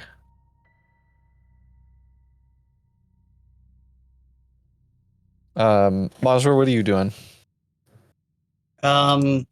Yeah, I guess I'll have to do that because I don't think Hmm. that I can teleport with you on my back. Yeah. So, Yeah. You don't need to do a roll for any of this. You Okay. can just do it. sounds good.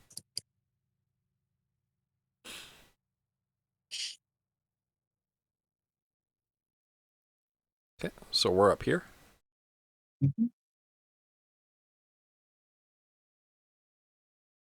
Okay, perfect. Whoop. Okay. Yeah, and if they can get a short rest, oh Sure. my geckers. All right. Okay. Let's do a short rest then. All right, I Foodle. do not mind. Oodle is gonna really try to patch himself up here. All right, here we go. D10s. Okay, that's not bad. Let's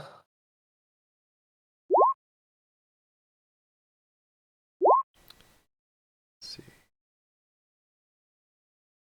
Oh, there we go. That's better. Let's do these.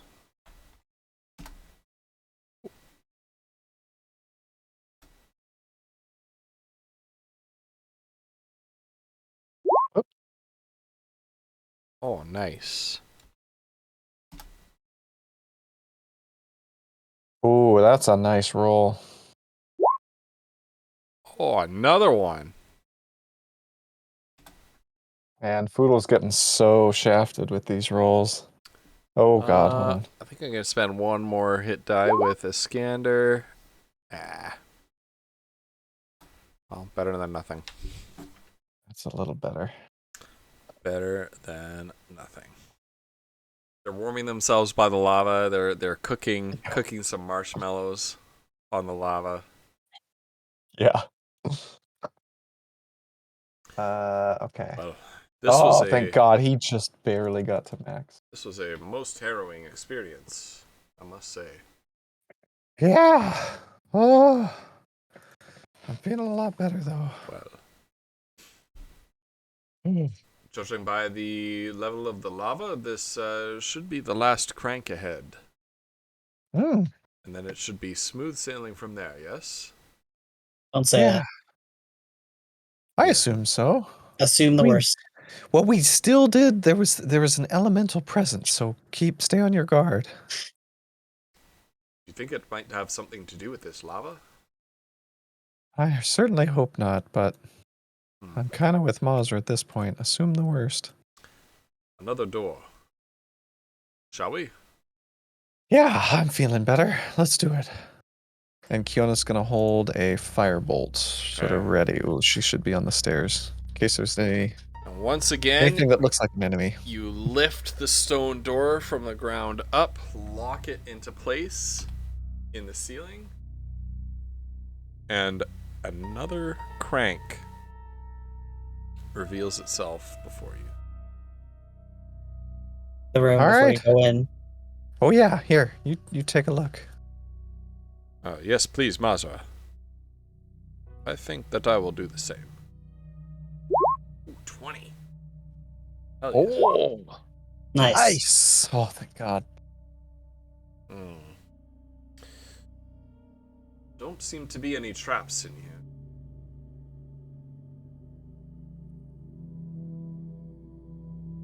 Okay. Scander moves up, take position on the crank wheel. This is a most curious structure. And you turn the crank, and it click, click, click, click, click, click, click, and you hear another sound of kind of a rushing liquid coming from the main chamber. Ooh. Well, shall we see what that has unlocked? Yeah. He's gonna check over here again just before they leave, just to be. Okay.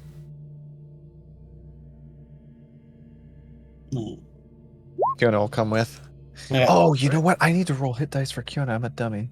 I definitely would have done that.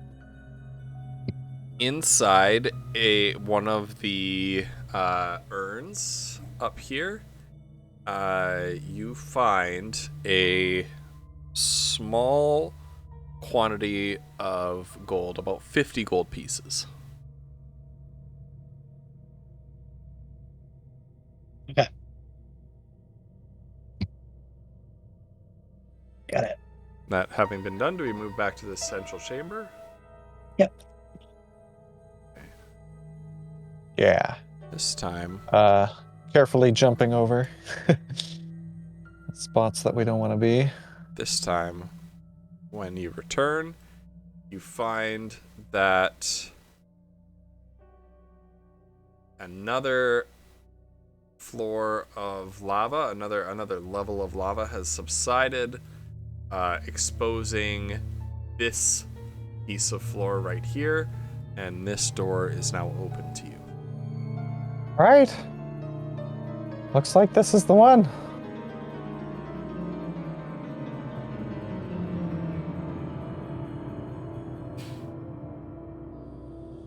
Oh, see what's in here.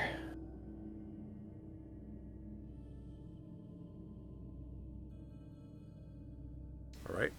Just ready yourselves. Yeah, Foodle's got his musket. He's got a shot ready, and Kiona's got her hands are flaming with a firebolt. Okay. You open the door, find a large, wide, roughly square-shaped chamber with 4 pillars holding up the vaulted ceiling. Oh. Do we recognize these pillars? I don't know. Roll an investigation check. Oh, okay. That's an at one. Boodle's just looking for enemies. Oh god. All right. Doesn't even notice the pillars. Oh my god. All right. It was a very low roll that you needed, but a 1 is too low. Yeah. Basically, you needed pretty low. It's like a 5 that you needed. Yeah. I don't think with a 1 you quite reach 5. Oh.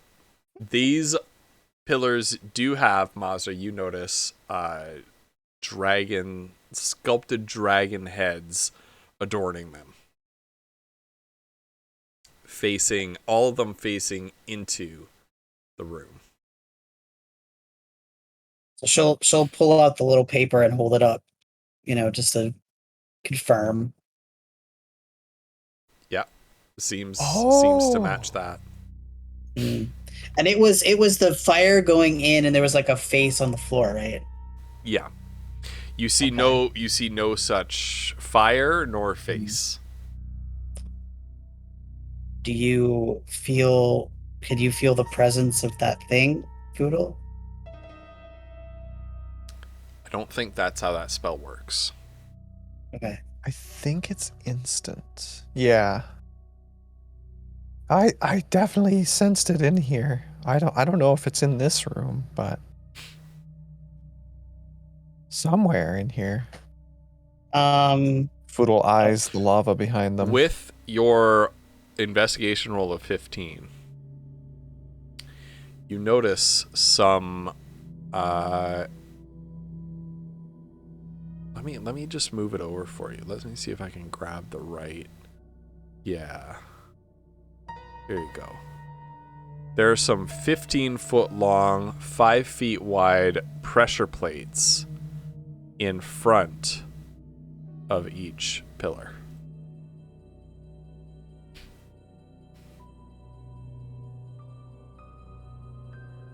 Oh.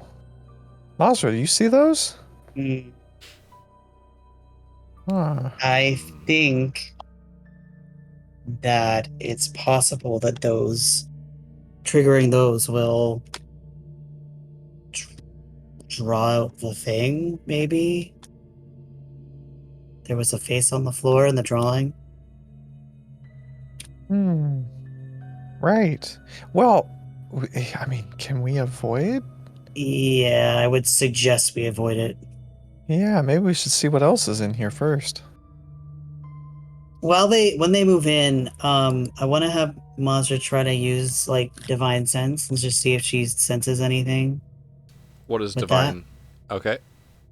I'll mark it. Basically, it's celestial fiend or undead, or if something's been consecrated or desecrated in the space. You feel no Instincts. such thing. Okay, good to know. Yeah. Thank you.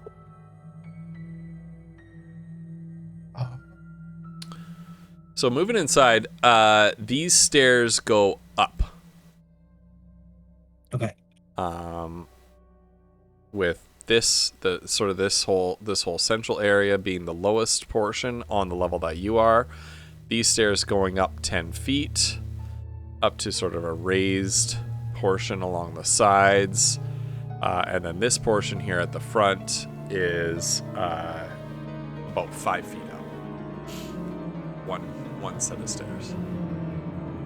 Just don't walk through the middle. Yeah. Indeed.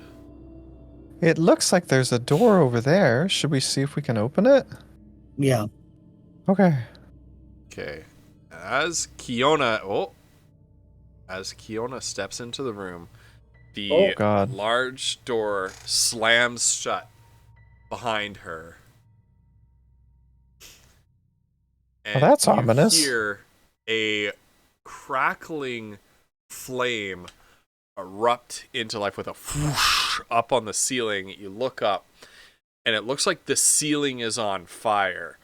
And this torrent of flame kind of funnels down, strikes the ground, and you can see what looks like a gout of living fire at the center of the room. I need everybody to roll initiative. Oh, God. Okay. All right, Kiona, what you got for us? Come on. Big initiative. Oh, wait. Where's the tracker?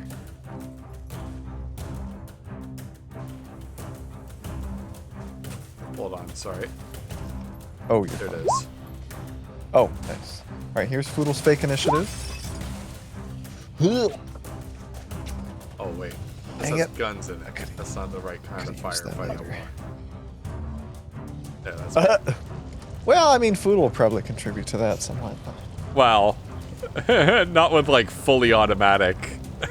Oh, yeah, probably not that. Yeah. He's not at that level yet. Soon. No, later. And there we go. Not bad rolls for you guys.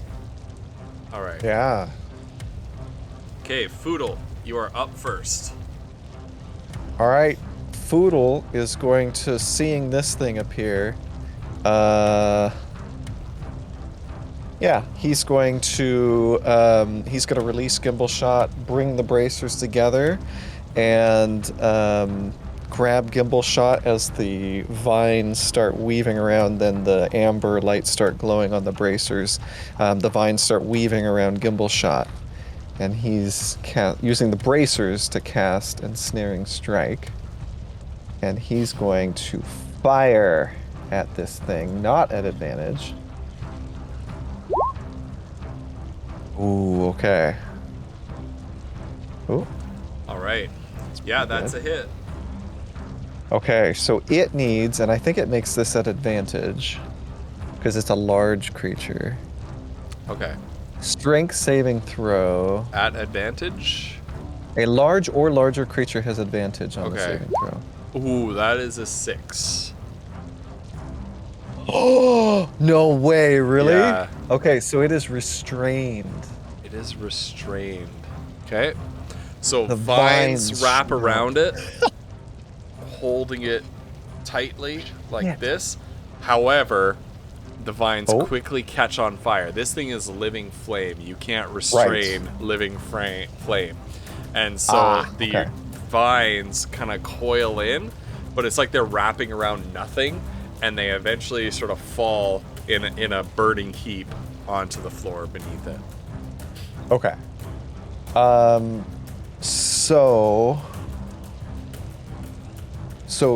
It's not restrained. It is Okay. not restrained, no. Okay, so Foodle is going to, and he's gonna fire again.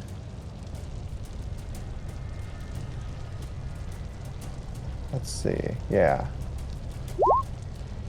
That's a hit. Okay. Oh, there we go. And he's going to use a superiority die to attempt to frighten this thing with the vines and everything, clawing at it and lots of damage coming in. He's gonna say, you better get out of here. We are your doom. Okay. So wisdom saving throw. Wisdom saving throw.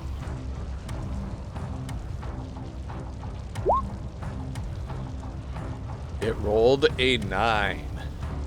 Oh, okay. If it can be, it is frightened of Foodle until the end of Foodle's next turn. Okay. So you kind of see the fire kind of dim and recoil a bit as you say that. And it is Iskander's turn. Well, hold on. Yes. Foodle wants to move, so he's going to start running up the stairs. 5, 10, 15, 20, 25. And that's his turn. Sorry. There you go. Right. Iskander is going to charge up, sword brandished. He's going to make a slashing attack on it. Does he get advantage?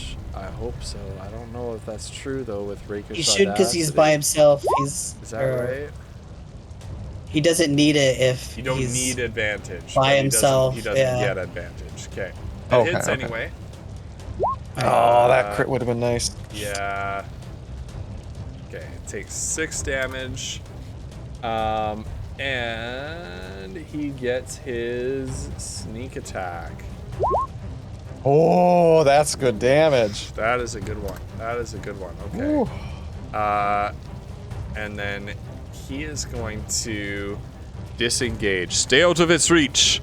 So he moved like what? 5, 10, 15, 20. So bonus action disengage 20, 25, 30, and kind of back up and take a defensive stance there.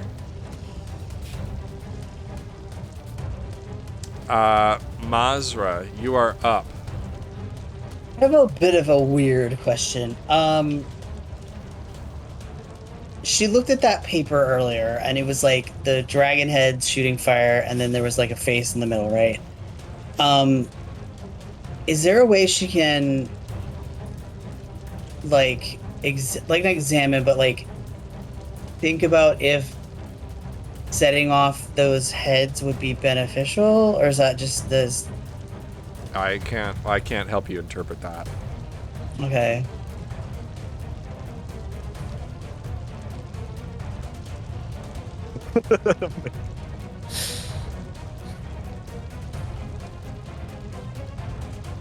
All right. Okay. All right. What are you gonna do, Mazra? Let's see.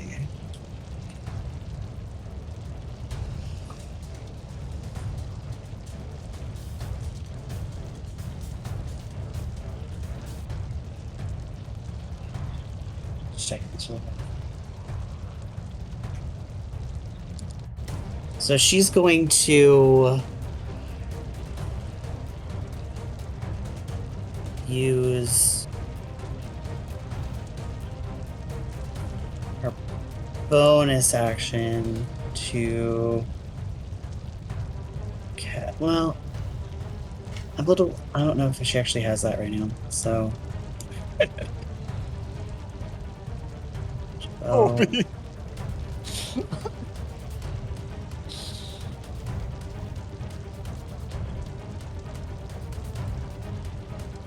Oh no, wait, were they serious? Oh no.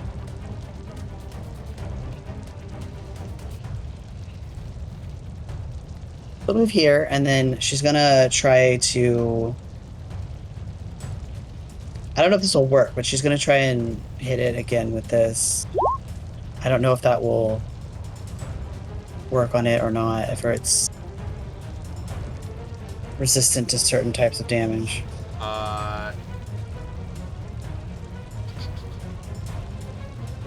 Yeah, you target it with this attack, and a searing flame strikes it. It makes no move to resist, and in fact,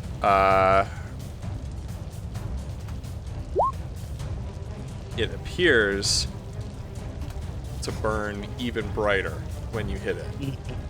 Right. the fire has seemed to actually bolster it. So she's going to look at Kiona and say, "Do not use fire attacks." Kiona will nod. Oh God.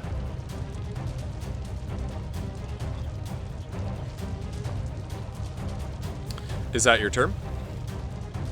Yeah. Wait, hang on. Let me just double check that distance here. Right. Yeah.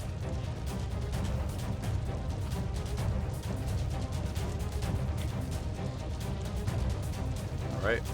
It is the elemental's turn. And the fire elemental will actually move off, and it looks at first like it's moving away from Foodle. But it settles down and it kind of, the flames wash down on top of the pressure plate. The pressure plate depresses and a gout of flame erupts from the dragon's mouth on the pillar and strikes the elemental. And let's see, it is... This is fucking 10 genius, but fire also I hate it. damage. It's gonna heal for half of that, so... Oh my God. I assume it can't go over its own health threshold. No, it cannot. It's got 5,000 hit points now. Yeah. Okay. And then it is going to move 5, 10.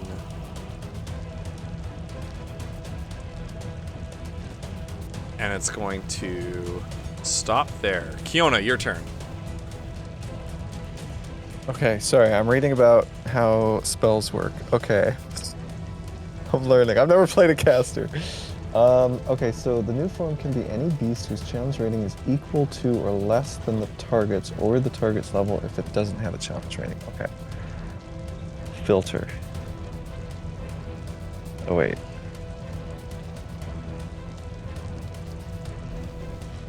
Oh, God. Oh, jeez, there's so many. There's like 10 pages of these. All right, fuck it. No, she's not using that spell. Frick's sake. Yeah,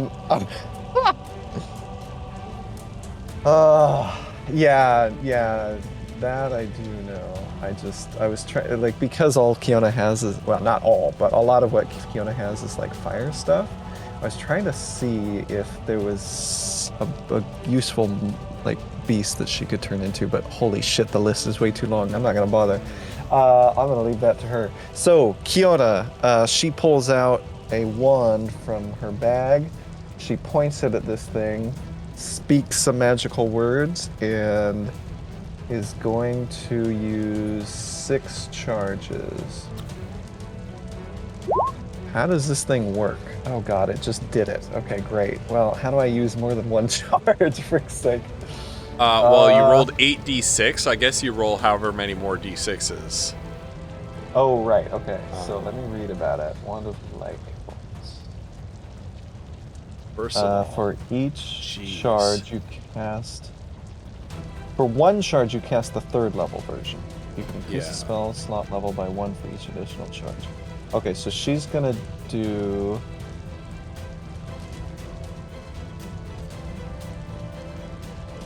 And 1 of its charges to cast that.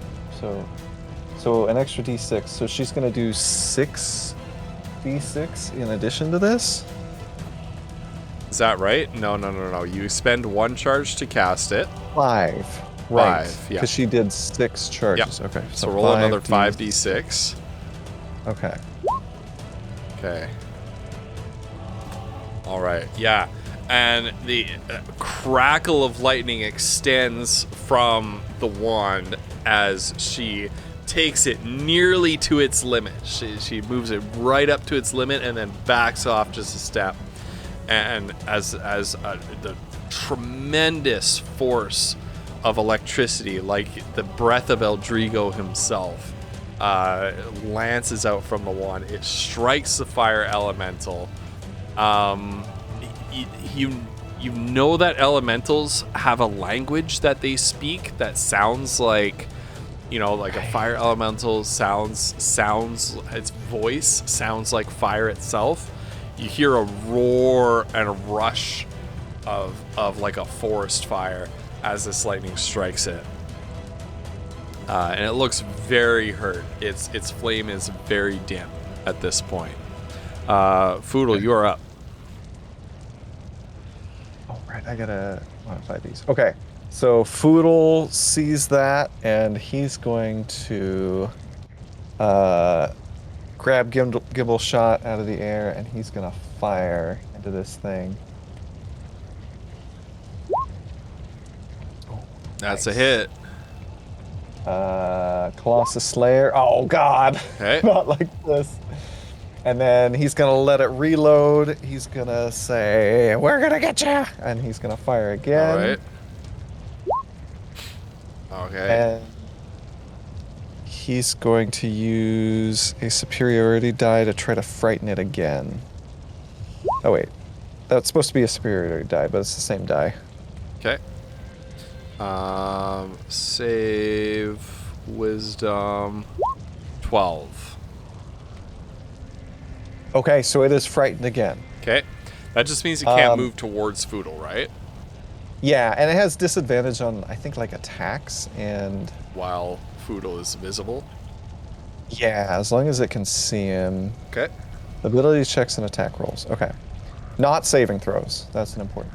Sure. And then he's going to release Gimbal Shot to, do its reload, and he's going to draw upon the power of Aaron Selch to action surge, and he's going to fire again.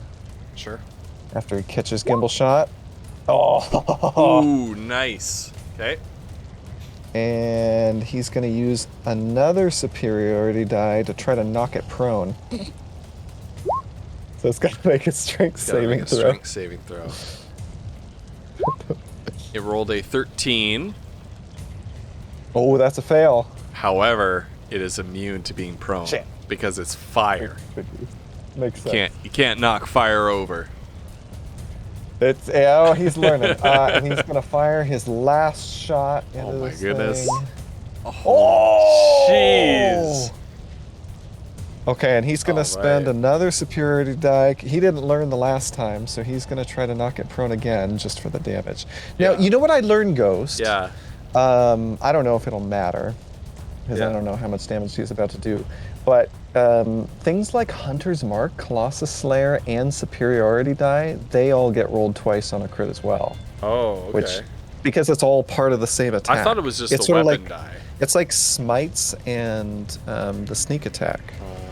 Apparently. Anyway, but I will send you the link. Works? Okay. Doesn't matter. We don't have to do it right Yeah, now. let's not do that right now. Let's yeah. Okay.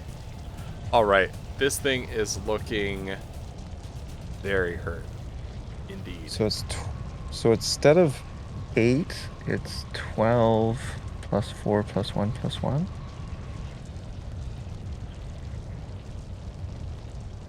That's interesting. So it instead of the 14, it's an 18 plus 2. Okay. Yeah. Okay. Okay, do you want me to roll the superiority die again or no? Yeah, roll that again as well. Okay. We'll take that off too. Hey! You guys are papering this thing. Okay. Iskander is up.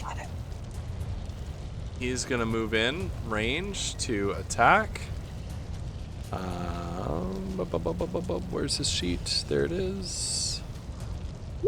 Oh, that does not hit. That one does not hit. So he attacks, and the scimitar moves straight through the flames. Yeah, go ahead. Fiona, can she do that again? Hold on. She might do something with some sorcery points with her. Oh, no. She doesn't have enough. Okay, never mind. Okay. Just kidding. He's going to disengage and move this way. And actually... And it's going to stare at it angrily. Yeah, he's going to back off again and kind of move up the steps a little bit here. Back up to there. Mazza, you're up. You're muted. I have a weird question. Yeah. So, these pillars, Yep. how thick are they? 5 feet thick. Like, really 5 thick? feet- Okay, 5 and feet by 5 how feet. how They're how high up are the dragon heads? They are basically at medium eye level right here. To the Okay. lower level. And do the floor, like when I was examining for This floor Stuff. is above the heads. no, I meant like so the where the pressure plates are. Yeah. How thick do like the little, like when I was looking at the pressure plates, are they like really thick? Are they like Like that thick. okay? So that if the dragon okay, so how far is this?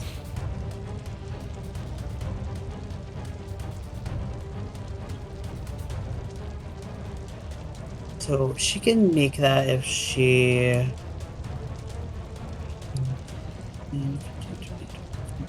35. Would this put her in range of like the dragon head, or does she need to be standing like here? No, Or the on dragon head is in this space here. Okay. It's like in this space here. You could reach it with like a downward, like it's below you when you're standing on this level. So what she's gonna do is she's been carrying. She pulls out Sandrine Ironworks sledgehammer.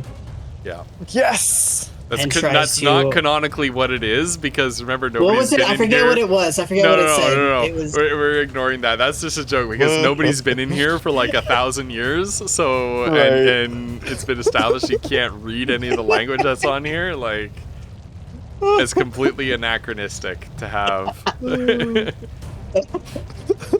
Maybe that's what it says on a stamp, but you can't read it. Right. It's in like an ancient language.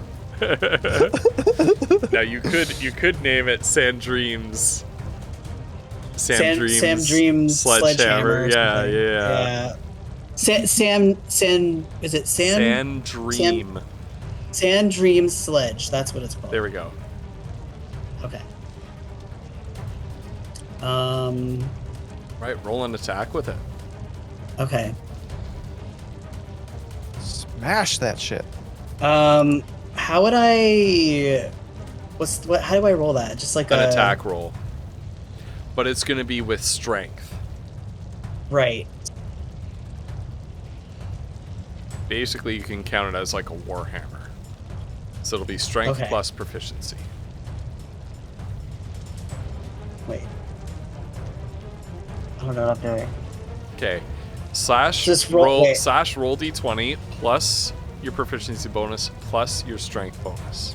Okay, sorry about that. My brain doesn't work anymore. Oh, wait, here's the advanced.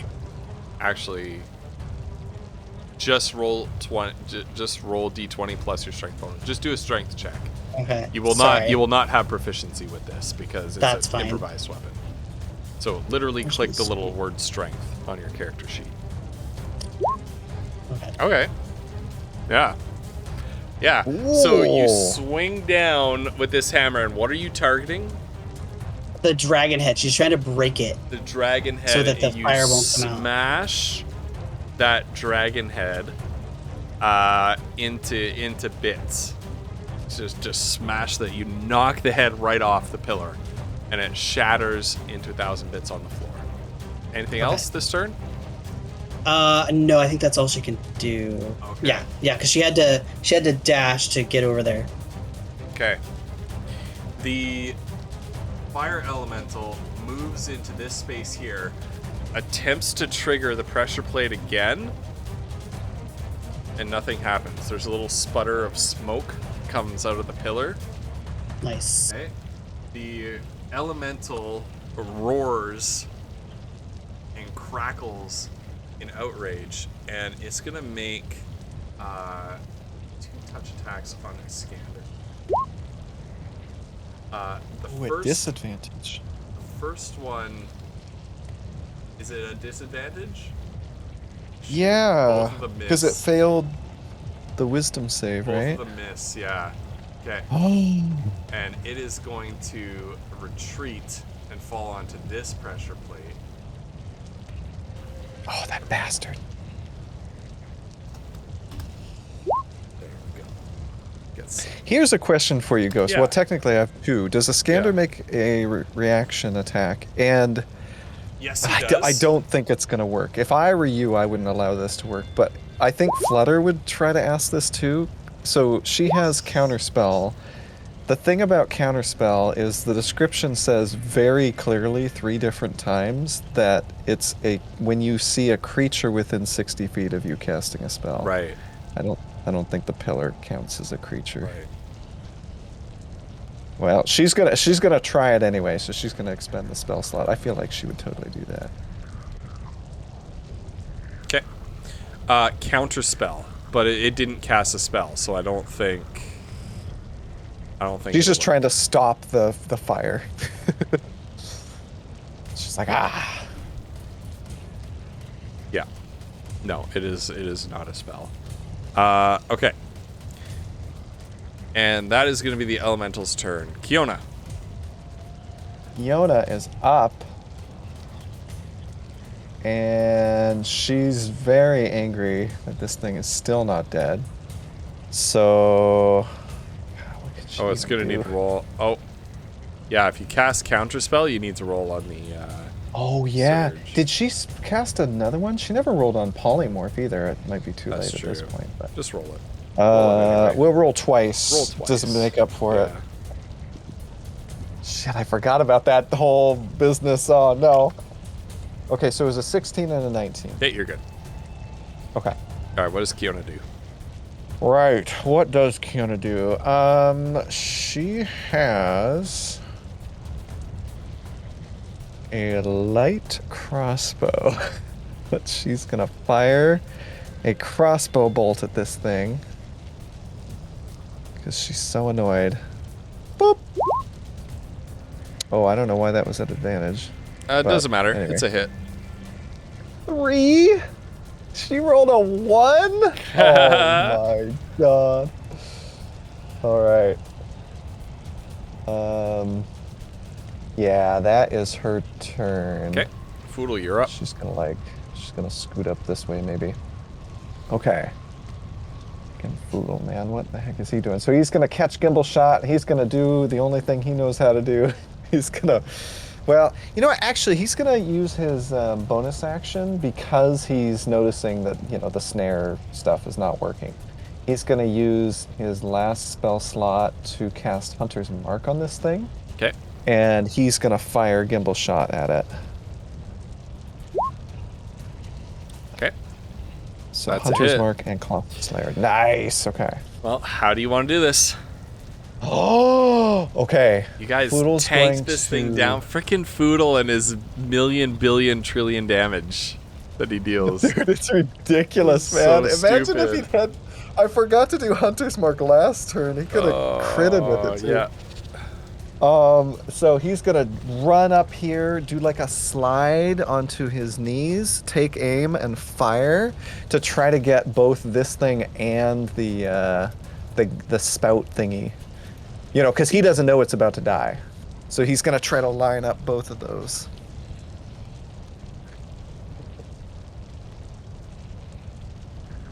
Yeah. Okay. Yeah, and Gimbal Shot, that you see the dragon head shatter, and the elemental just sort of whoosh, and disappear. In a rush of whoosh of flame, and it is no more. Poodle's going to release Gimbal Shot and jump a full 6 inches and say, woohoo! We did it!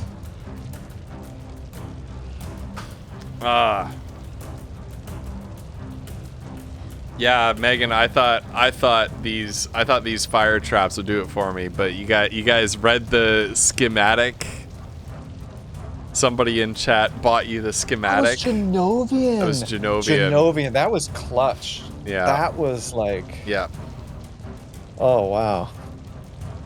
That was pretty big, honestly. Yeah. That made a big difference. If I could do that encounter over again, I would have made it a huge fire elemental, and I would have buffed it up more.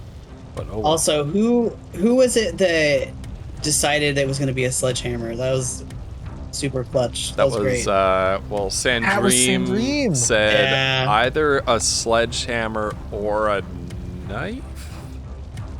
And Or Fido Sandream, said, she doesn't know how many knives. We have a lot of knives. Mazur already has. all right. You have one more door on the northern end. Did Foodle sense more than one elemental presence? Does it allow you to differentiate how many? That's a good question. Hold on.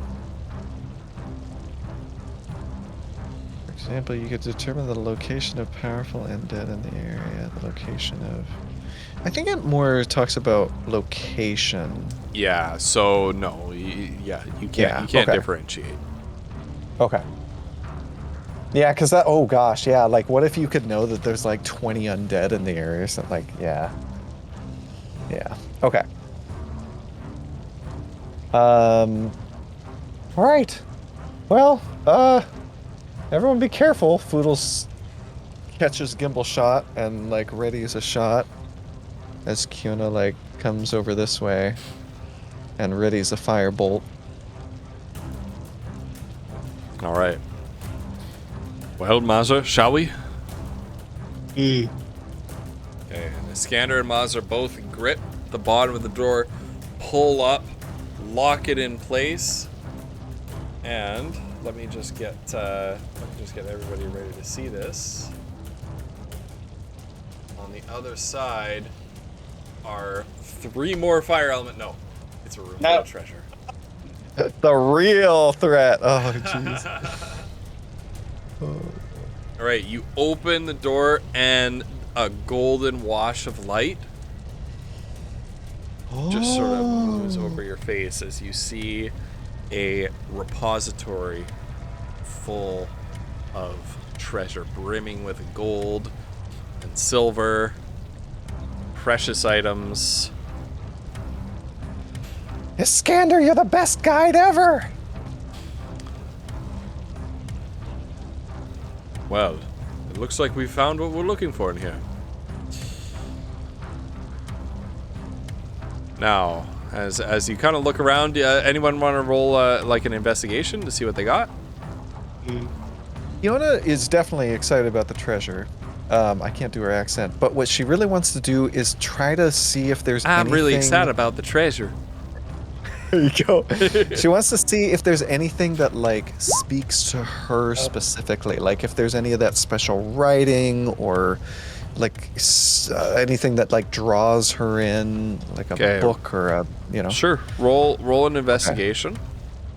Okay.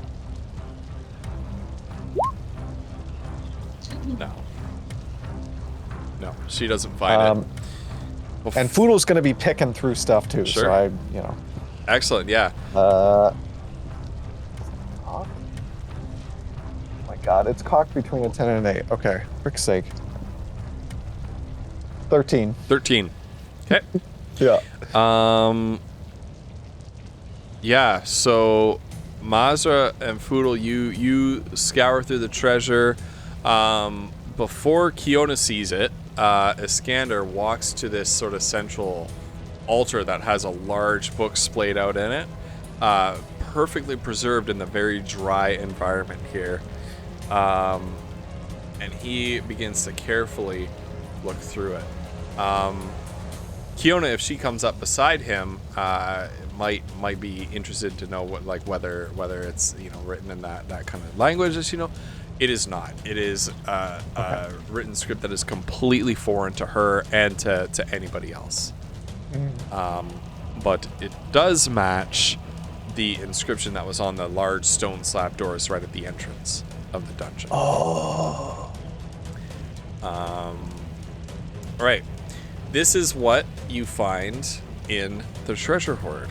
Actually, before that, Iskander, after looking over the book for a moment, turns to you and says, "Now, I did say that I would certainly arrange an equitable exchange of any plunder from this site. I think that he shuts the book and holds it up. I think that I have my take. The rest of this might be a handsome finder's fee for yourselves. Wow, are you sure? I'm not interested in riches. Oh, Enriching what is that book? the mind. Do you know? I'm not sure what it is, but I'm far more interested in enriching our understanding of the history of this land. I believe that once we're able to translate this, it may provide some valuable insight into the history and culture of the pre-Gondaran inhabitants of this land. That'd be incredible. But as for the rest of it, please help yourselves to it. Budo's gonna start shoving gold into his bag. All right. Yeah. Or whatever. coins are here. I'm just going to give you a rundown of what you find here. There is a total of 4,010 gold pieces in various forms of coinage. Okay. And you find eight other gems and pieces of what appear to be like valuable artwork or crafts. That you're gonna need to take to an appraiser to get appraised their value. But I will send a screenshot of the treasure hoard into our group DM. Oh, okay. So that you will have a reference for the value once you're able to get to an appraiser. Okay. All right. And with that, you leave the Forgotten Vault in the foothills of the Lost Dunes, return to the Sand Skimmer, and continue on your way towards the Fortress of the Unconquered. So we might be able to upgrade our house. Hell yeah. Oh, it's amazing. Just as a frame of reference, so we just got like 4,000 gold in various coinage. Foodle had on him like 140 gold. Like, I think you had like a decent amount of gold at one point, but then you spent it all on like adventuring gear. I think a lot of it was like I can't share this. Shawgrass. Shawgrass, pepper hands. Time to buy more smoke leaves. What's the session number? Smoke leaf is 1,000 gold by. Okay. Something like that. 67. Okay, thank you. Oh my god. We're coming up. Do we 1,000 need gold. to do something special for session number 69? I don't think so. Yeah, we do. Unless. It will be a very nice session. Yeah.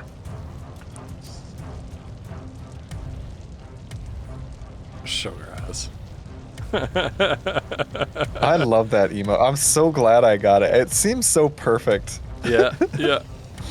I really lucked out. Anyway. Oh my gosh, Ghost, that was super freaking cool. That was a lot also, of fun. don't beat yourself up about the fight. I had a ton of fun Oh, anyway. no. Like, it was Oh, no. super fun. Yeah, Not it was every good. fight has to end with Foodle or Kiona passing out. I don't know No, if it was Malzer fun. has. I just like the combat mechanics in it. It was pretty. Yeah, it I was thought that good. was really clever. Where like Yeah. the thing knew to go and heal up and stuff. Mm. Like that was brilliant. Like I imagined. I mean, you didn't say, but I assumed that they were like burnt bones and like crap. You know, where he had just murdered some other ancient folk. Poodle didn't die, so beat yourself. Oh, Oh shit. my goodness. The terrible voice acting. What? It's amazing, We're Ghost. You're going, so yeah. good at. I can't. Oh my gosh. no, I know it's a you- low bar, but I can't. You as well. You're better with Foodle. I love the No. Foodle voice. Oh my gosh, Poodle. Okay. Man, this was so much fun. Yeah, this was a good time. This was a Thank you guys good so much. time. And Sandrine, Should we thank you so raid much for the someone? raid. Let's do it. Is Kump streaming? Is she still here? Let's see if Comf is streaming. Nope. Nah, dang. Negative.